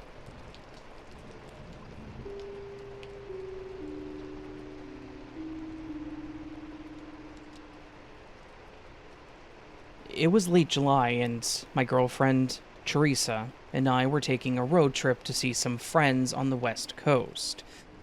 They were getting married, and with the amount of stuff Teresa was going to need to take, it was ultimately going to be cheaper to just drive. So we made our own little road trip out of it. We were both pretty excited about it and hardly slept the night before. We hadn't been able to go on vacation for a few years, so we were ready for some much-needed time away. Because of this, we actually got up pretty early, packed up the car, and went and had breakfast before heading out.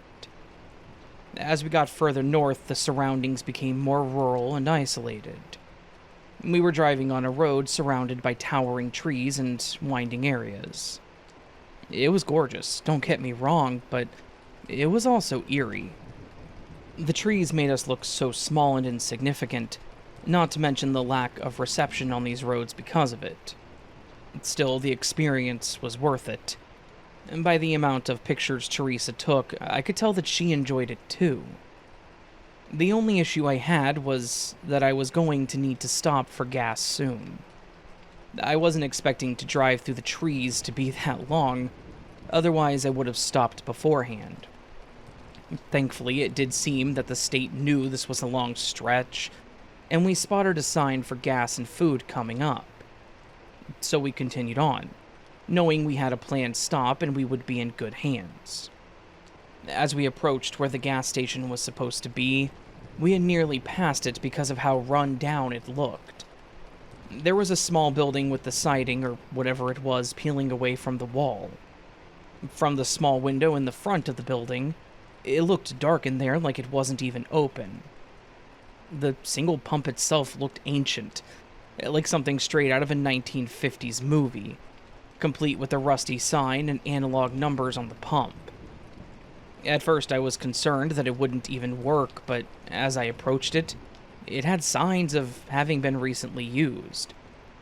However, the handle seemed to be locked behind some kind of chain and key lock. I looked around, wondering if maybe some kind of attendant had to pump the gas. I wasn't familiar with the area, so I didn't know if that was a thing at the time. After Teresa and I looked around from our car and contemplated if we could make it to another gas station, we heard a gravelly voice say, "Needing gas?" We looked up and saw a man standing next to the building, as if he had just come around from the back or side of the building. He was wearing some very dirty jeans. They had dark patches of dirt all over them, as well as his once white t-shirt. It had spots of dark brown to gold stains on it. In this area, I assumed that he may have been working on some kind of vehicle or similar behind the building. There was nothing weird about it, and it wouldn't surprise me either, so I didn't think anything else of it at the time. I confirmed that we were, and he approached us, wiping his hands on his pants. Getting a better look at him, I'd say he was probably in his late 40s. I watched him as he pulled out a ring of keys and unlocked the pump. He then motioned for me to grab the pump, and I looked at him confused at first. If it was locked up, I assumed that customers couldn't pump it themselves, right? Not that I had a problem doing it, though. He then looked at me and said, "You're a big boy. You can do it yourself, can't you?" I laughed it off and agreed, grabbing the pump to fill up. As it filled, the guy started to make some small talk. It seemed pretty normal at first, asking us where we were coming from and where we were headed. I started telling him about our road trip and started talking about the trees that we were driving through that brought us to where we were currently. You know how when you're talking to someone and you can tell they're not really paying attention to the conversation? Yeah, that was the vibe that I was getting from this guy. Once I realized it, I started being more vague and short in my responses. This also gave me time to look over at Teresa, when I noticed that she seemed to be looking around nervously. I pushed my arm closer to hers to get her attention, but again, I could tell something was wrong. Then the guy asked if there was anyone expecting us where we were going. I thought this was a really strange question. It wasn't asking us why we were going to Portland or what we were going to do there, but instead, if someone was expecting us, or if they knew where we were. It actually kind of kicked me into fight or flight mode, and I told him, yes, that we were actually going to be in a wedding, and that we just got off the phone with someone before we were stopping for gas. I wanted him to know that not only were people expecting us, but they also knew where we were. He looked at me dead in the eyes for several seconds, like he was testing me, testing if I was lying. He then smiled and took over the gas pump, pulling it out and putting it back on the stand, locking it. Within that time, I squeezed Teresa's hand and smiled at her, trying to calm her down. By the way she was biting her lip and looking around, I could tell that something was bothering her. I motioned for her to go ahead and get back in the car, and she did not hesitate. After she was in, the man turned around and looked at me again. I started to thank him, when he just nodded and then said something that has never sat right with me. "You got lucky. This place is usually closed, and people go to the little gas and diner about a mile outside of this place. They usually avoid places like this." It may not have been verbatim because it's been a few years, but basically, I took that as we shouldn't have been there, that we shouldn't have stopped. And you're going to say that you stopped at that diner instead. I just nodded at him and said, yeah, we're gonna go there and get some food and gas. He smiled and said that that was a good idea, and started walking back towards the building. I got in the driver's seat and looked over at him once more and again saw him walking around the back instead of into the building, which was still dark. I started the car, but I apparently could not leave fast enough for Teresa's comfort. We drove away in silence for a few minutes until I asked Teresa what was wrong. She asked me if I saw it too, and I didn't know to what she was referring. She said that she could see further back into the field next to the building. What she saw was a pile of dirt and a black trash bag sitting next to it. And with how dirty the man looked, it started making her freak out. The thing is, her nonverbals really show. I did not see the dirt pile nor the bag as I was keeping the man in my sight, but I was now worried that maybe he was doing something he shouldn't have been. Maybe that's why he was questioning where we were going and who was expecting us. Teresa knows when I'm BSing her too, so there was no way I could lie or play that off as no big deal. So I just told her that it was definitely weird, but that we got out of there okay and we didn't have to worry about it anymore. She started to calm down, but then contemplated if we should tell someone. My initial thought was, who? Were we supposed to find a police station and tell them that the guy that let us get gas may have been burying something suspicious? Would they believe some outsiders, and would they even care? Hell, could they be in on it? As a child, up until I was 17 and moved in with friends, I was living in a very dangerous neighborhood with my mom. I knew when to keep my mouth shut, so I hate to say it, but going to authorities was not the first thing on my mind.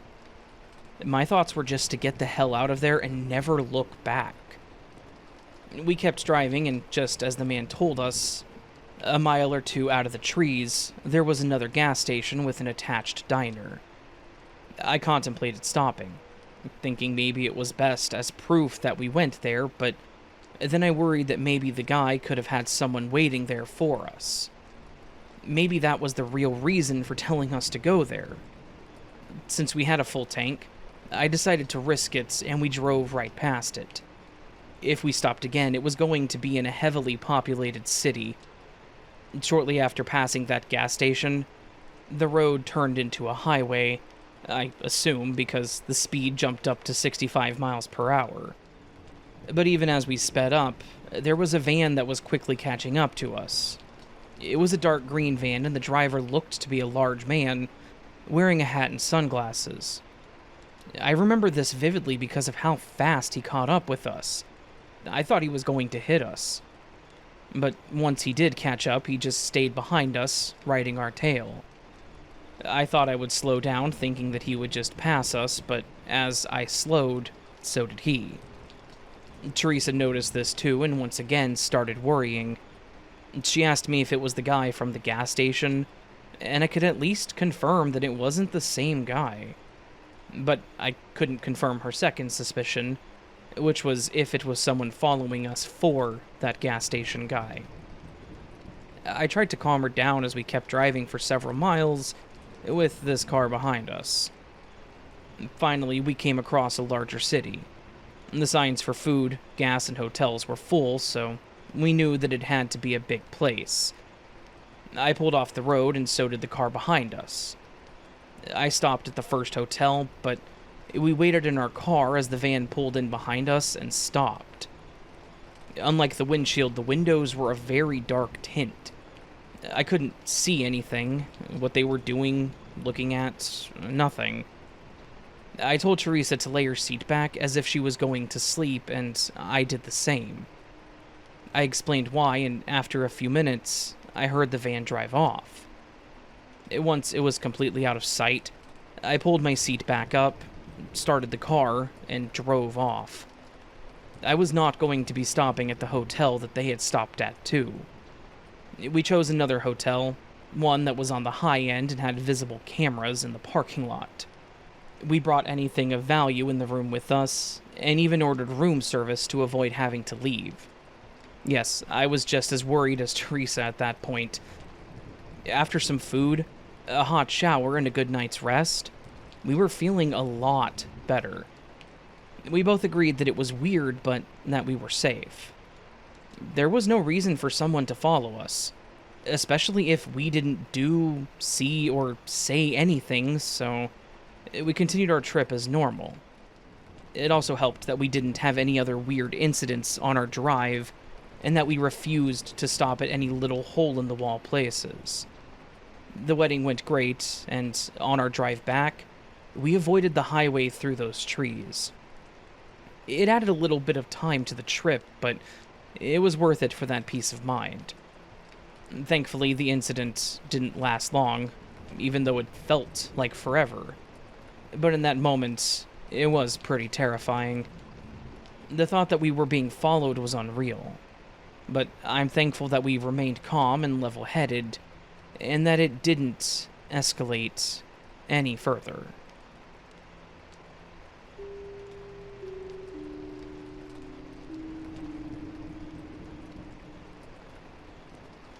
I have a story that happened back somewhere in the mid-90s.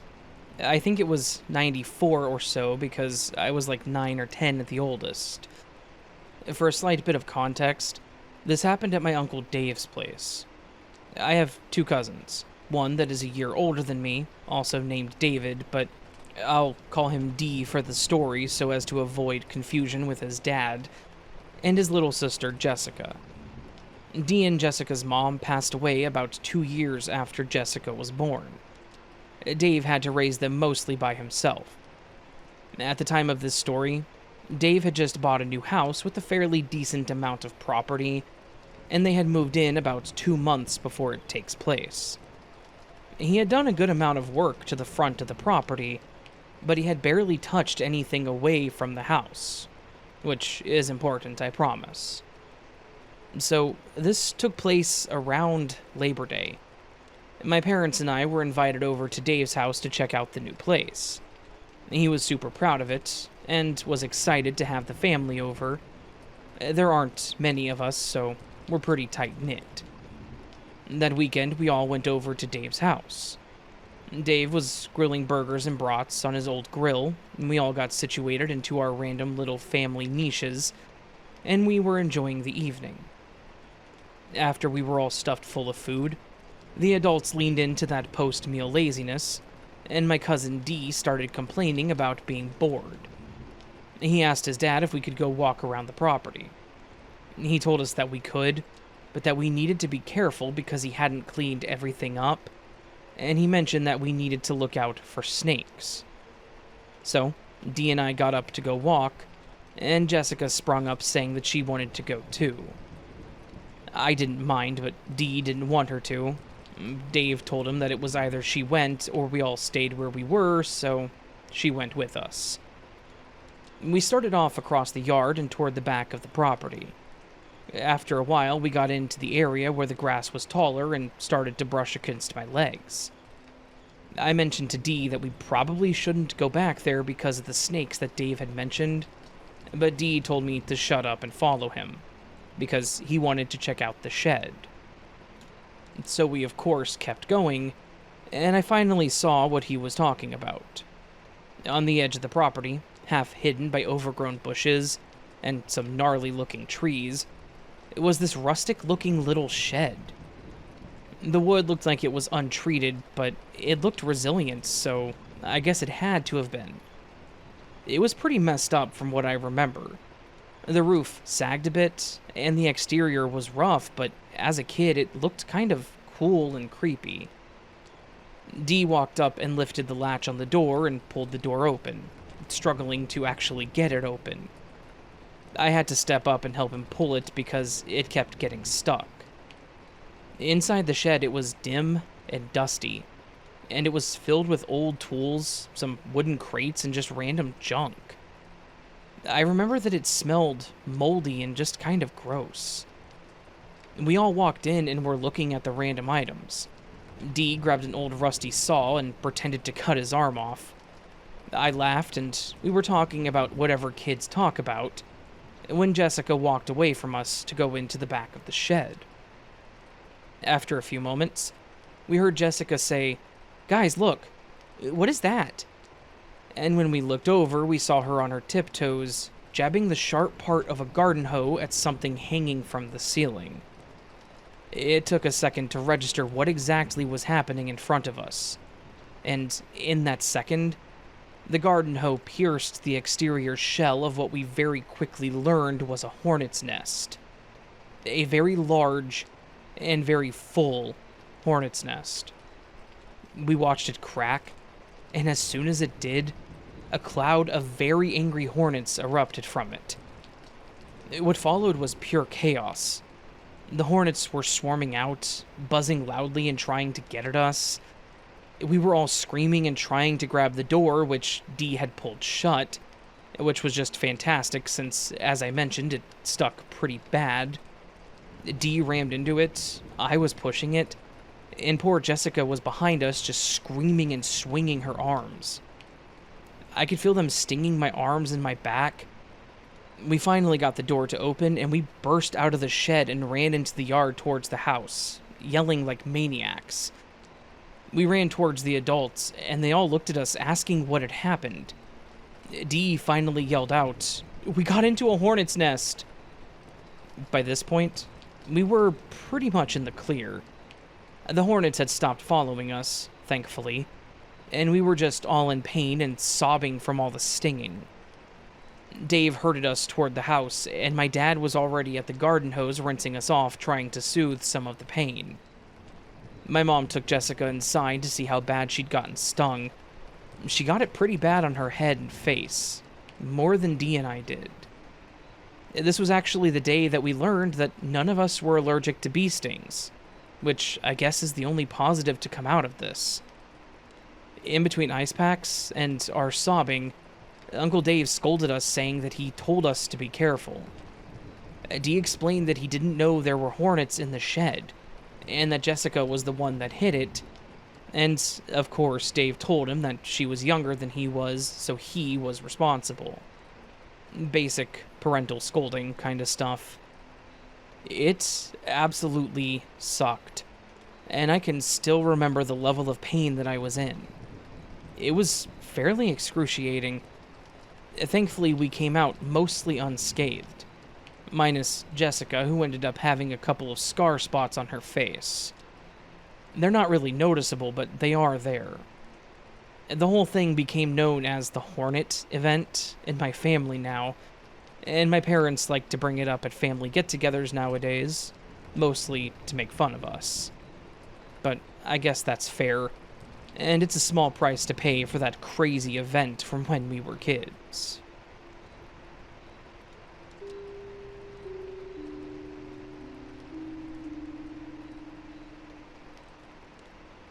As always, this is a true story. I went to high school at Our Lady of Mercy Academy in Louisville, Kentucky.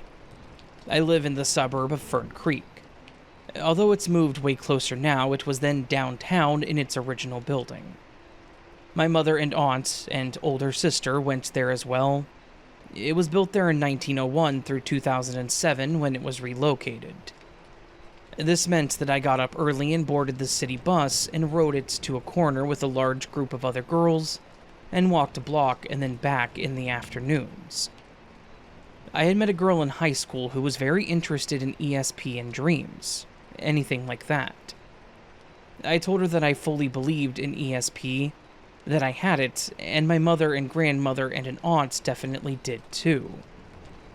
I've always had totally vibrant, realistic dreams and recall them from 4 years old onward. She actually wanted to hear what I dreamt, so we discussed my nightly dreams. I told her that many times I would have precognition, which is simply knowing what's going to happen ahead of time. Dreams seem to often have the whole mental video of events, and then they would happen. So it was not unusual that my friend asked me my dream that morning on the long, jarring bus ride. I told her that I'd had two. Both could not be just rehashing old events of the day or metaphors or something else, as I explained, but this kind seemed a prediction type, or precognitive sort, I said. I then began telling the dream. You know how we both take that art class first period? Well, I dreamed it was that class, but instead of being in the art building behind the school as normal, we were just all walking a lot outside and talking. As we walked, I looked down in the ankle-deep fall leaves that we were sloshing through everywhere on the sidewalks, and spotted a $20 bill. I quickly picked it right up.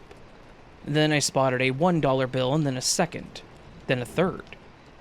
It was very windy with leaves swirling, and we were at the back of this long line of girls, but nobody else had seen them.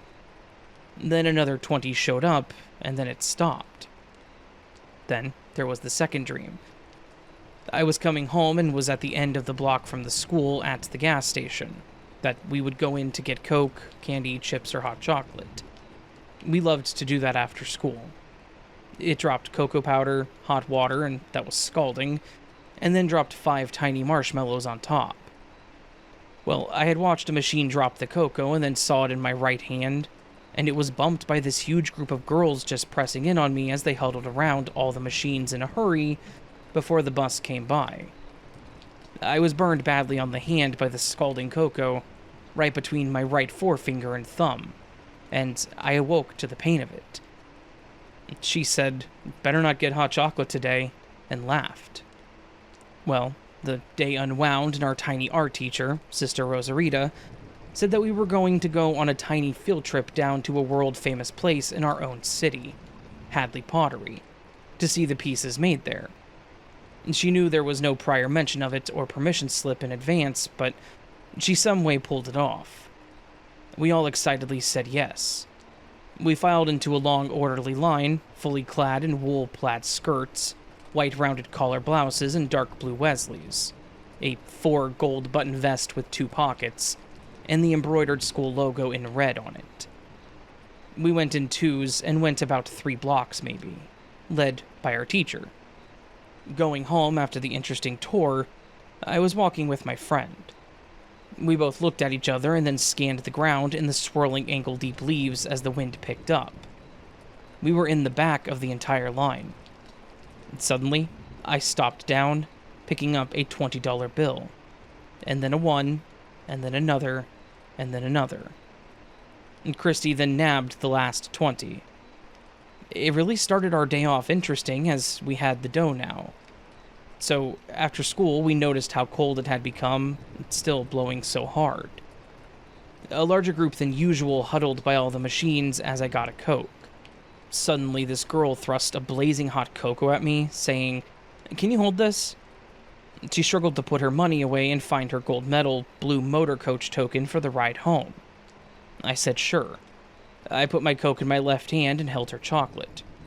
Someone then bumped me hard, and as I held onto her cup, a big spill burned down between my thumb and forefinger.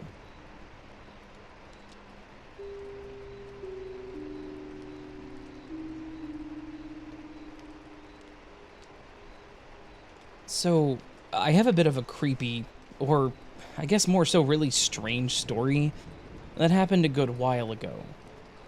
I say that, but it was still in the present time. It happened on Facebook of all places. I don't and didn't have much of a Facebook presence. I have like 50 friends, and they're all my family or people that I graduated high school with. I had just turned 40 when this happened, and much like a few people my age, I'm not much of a social media butterfly.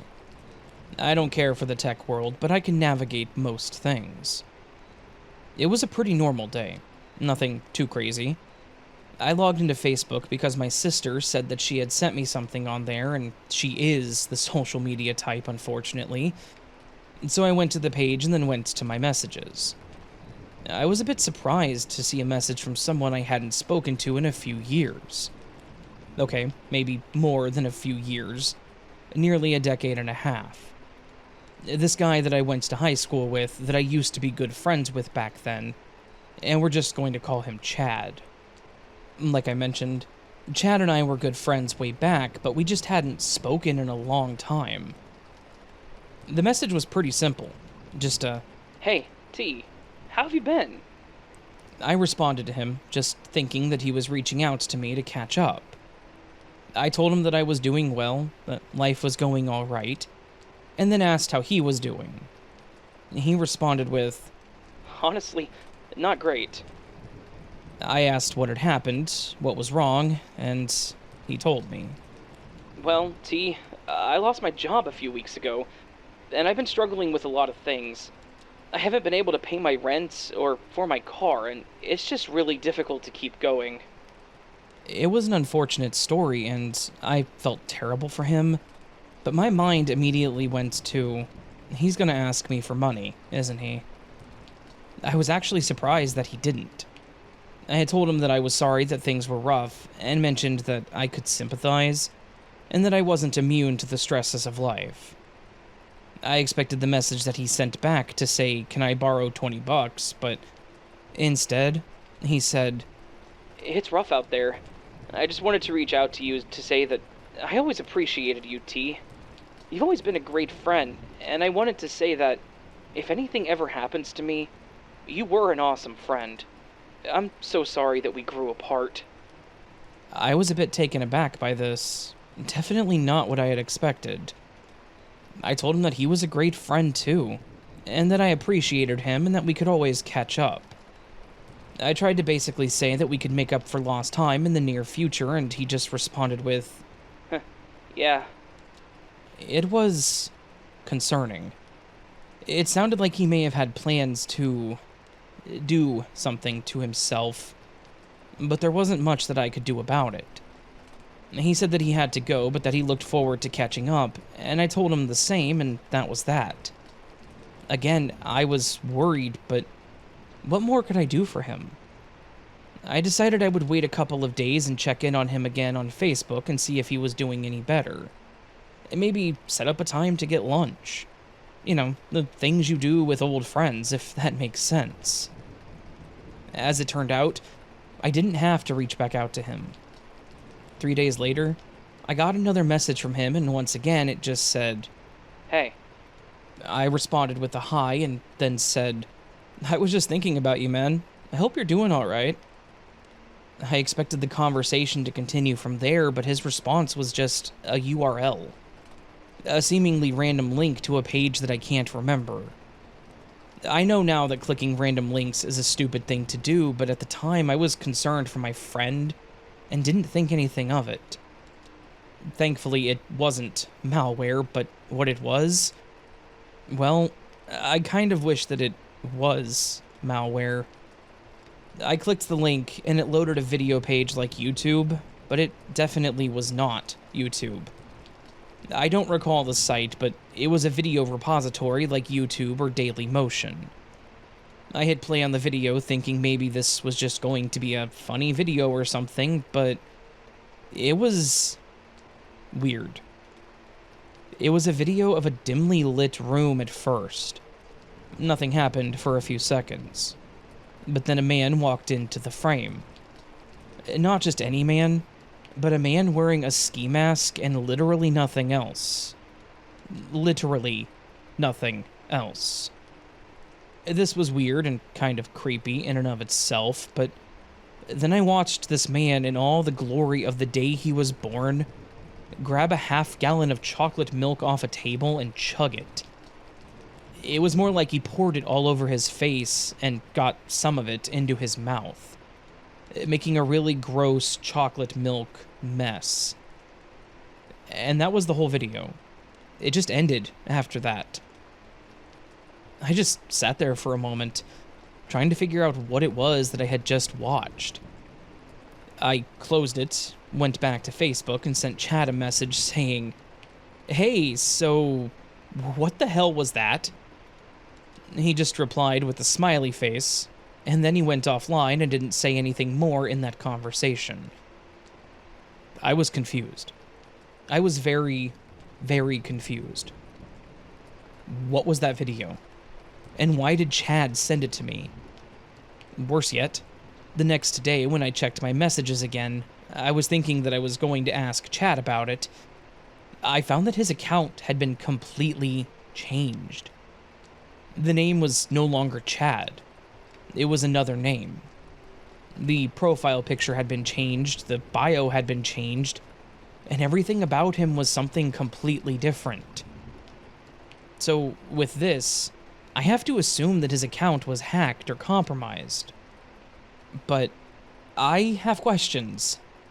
My first question: what the hell was that video about? And did Chad send it to me? Or was it sent by the person that had compromised his account? And then, if it was Chad, why? And if it was the hacker, also, why? I never got any answers, as the account disappeared not long after that. And I have never found another account for Chad, so I have no idea what happened to him, nor do I have any closure on that video. I've never found it again, never heard anything about it from anyone else, and I have looked, because I wanted to make sure that I wasn't crazy. If anyone has any thoughts or ideas on this, I would love to hear them.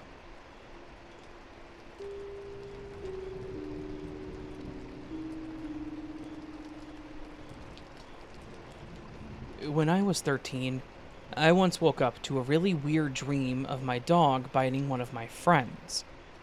The weird thing was not specifically my dog biting, because he was mistreated by his owner before we got him. He couldn't stand men and he would attack them if they came near him, but he was fine with us and was a really good boy. The weird part about the dream was that it all seemed so real, and I could remember everything in detail: where it happened, when it happened, what clothes people were wearing, and so forth. So, my mom told me a few days later that we would go to our garden for a couple of days to relax and to work on the garden. Nothing special. We did this a few times a year, but my brother immediately asked if he could bring a friend with us as well. I told my mother about my dream and that our dog will bite him if he comes, but my mom was like, "Boy, you're crazy. We'll just leash him and you just have something called deja vu. Don't worry about it." I was okay with that answer because I trusted my parents and such. We got to our place a few days later. everything was fine. We enjoyed our trip, and I almost forgot about my dream. When the situation started to happen, I realized what was going to happen. I was standing like 20 meters away from our friend who was walking towards me. In the second I realized what was going to happen, I shouted, "Get out of the path! Jump to the left!" My dog, who was on the leash, jumped towards my friend. The leash broke, and he bit my friend in the arm. My mother still to this day is telling me such things like seeing the future doesn't exist. And I totally agree with her, but this wasn't just a deja vu. I had those often, but here I reacted to it. Sorry for issues in my writing, but I had to tell people because this event has been stuck in my head for over 20 years now.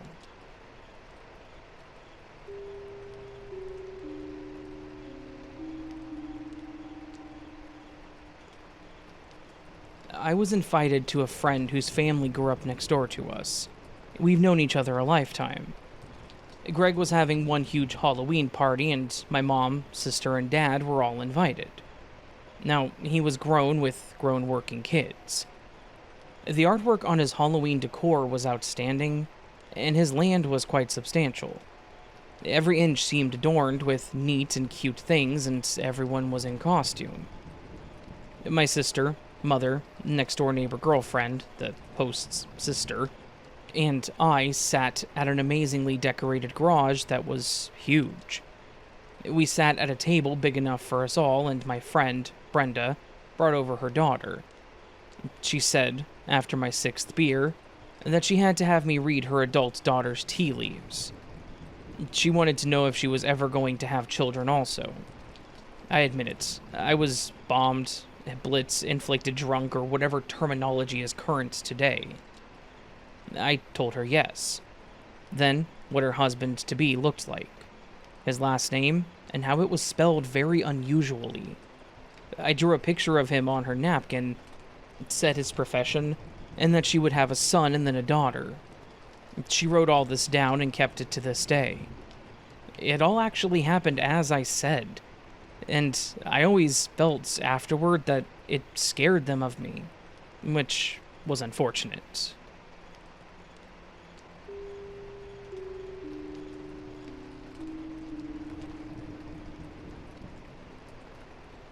When I was a lot younger, I was brushing my teeth one evening getting ready to go to bed. My house layout had a staircase that led to 3 immediate doors. Left, the bathroom, middle, spare room, and the right, my bedroom. So I essentially had the upstairs to myself. On this occasion, I was in the bathroom with the door open brushing my teeth. My dad was downstairs on the computer, situated just at the bottom of the stairs. My bathroom had a shower in it that had an old door that you would pull and it would fold in on itself to open. And then you would pull it back to close it. Being made out of glass and metal, it was often stiff and would always get stuck pulling open and closed. Even if you pulled hard, it would always get stuck here and there and would close in a stuttery fashion. In front of my bathroom sink was a mirror, and you could easily see the shower in it, as it was a small square bathroom. As I was brushing my teeth, I saw the shower door slam with an insane amount of force and make a loud crash sound. I turned around and could see it visibly shaking from how hard it had shut. It scared the hell out of me, and I immediately bolted out of the bathroom. I asked my dad if he heard what had just happened, and he was disinterested and just said that it was probably the cat.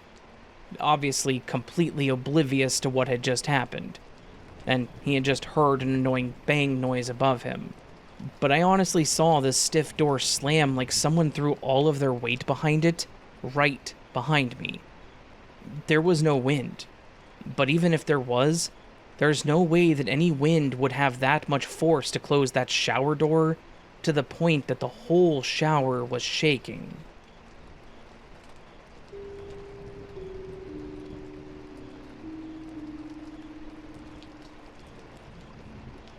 My uncle was always very sharp, but he never had the occasion to learn how to email, though I showed him one time. but he didn't own a computer. A few years later, he died. I'd say that he'd been dead for a year when I got an email on my desktop Mac. I have an iPhone, and the phone, desktop, iPad, or laptop all share messages or photo images as soon as they are received. I had no email address for Uncle Dick. He, again, didn't have a computer. But I did have his photo paired with the contact on his address and business line since he had died. His partner kept his business line, so I kept it in my phone. This one night, I got a typical message through email, though. During his lifetime, if I couldn't answer my phone, he would always just say to call him. He would never leave a message, which frustrated me. Well, this email, after his death, said, "Carla, call me." I thought it was impossible, and then I called his old business line, thinking since his partner had that phone line, maybe they wanted to speak to me.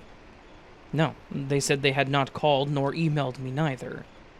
It happened again months later, the same way, and I believe that my uncle actually did send these.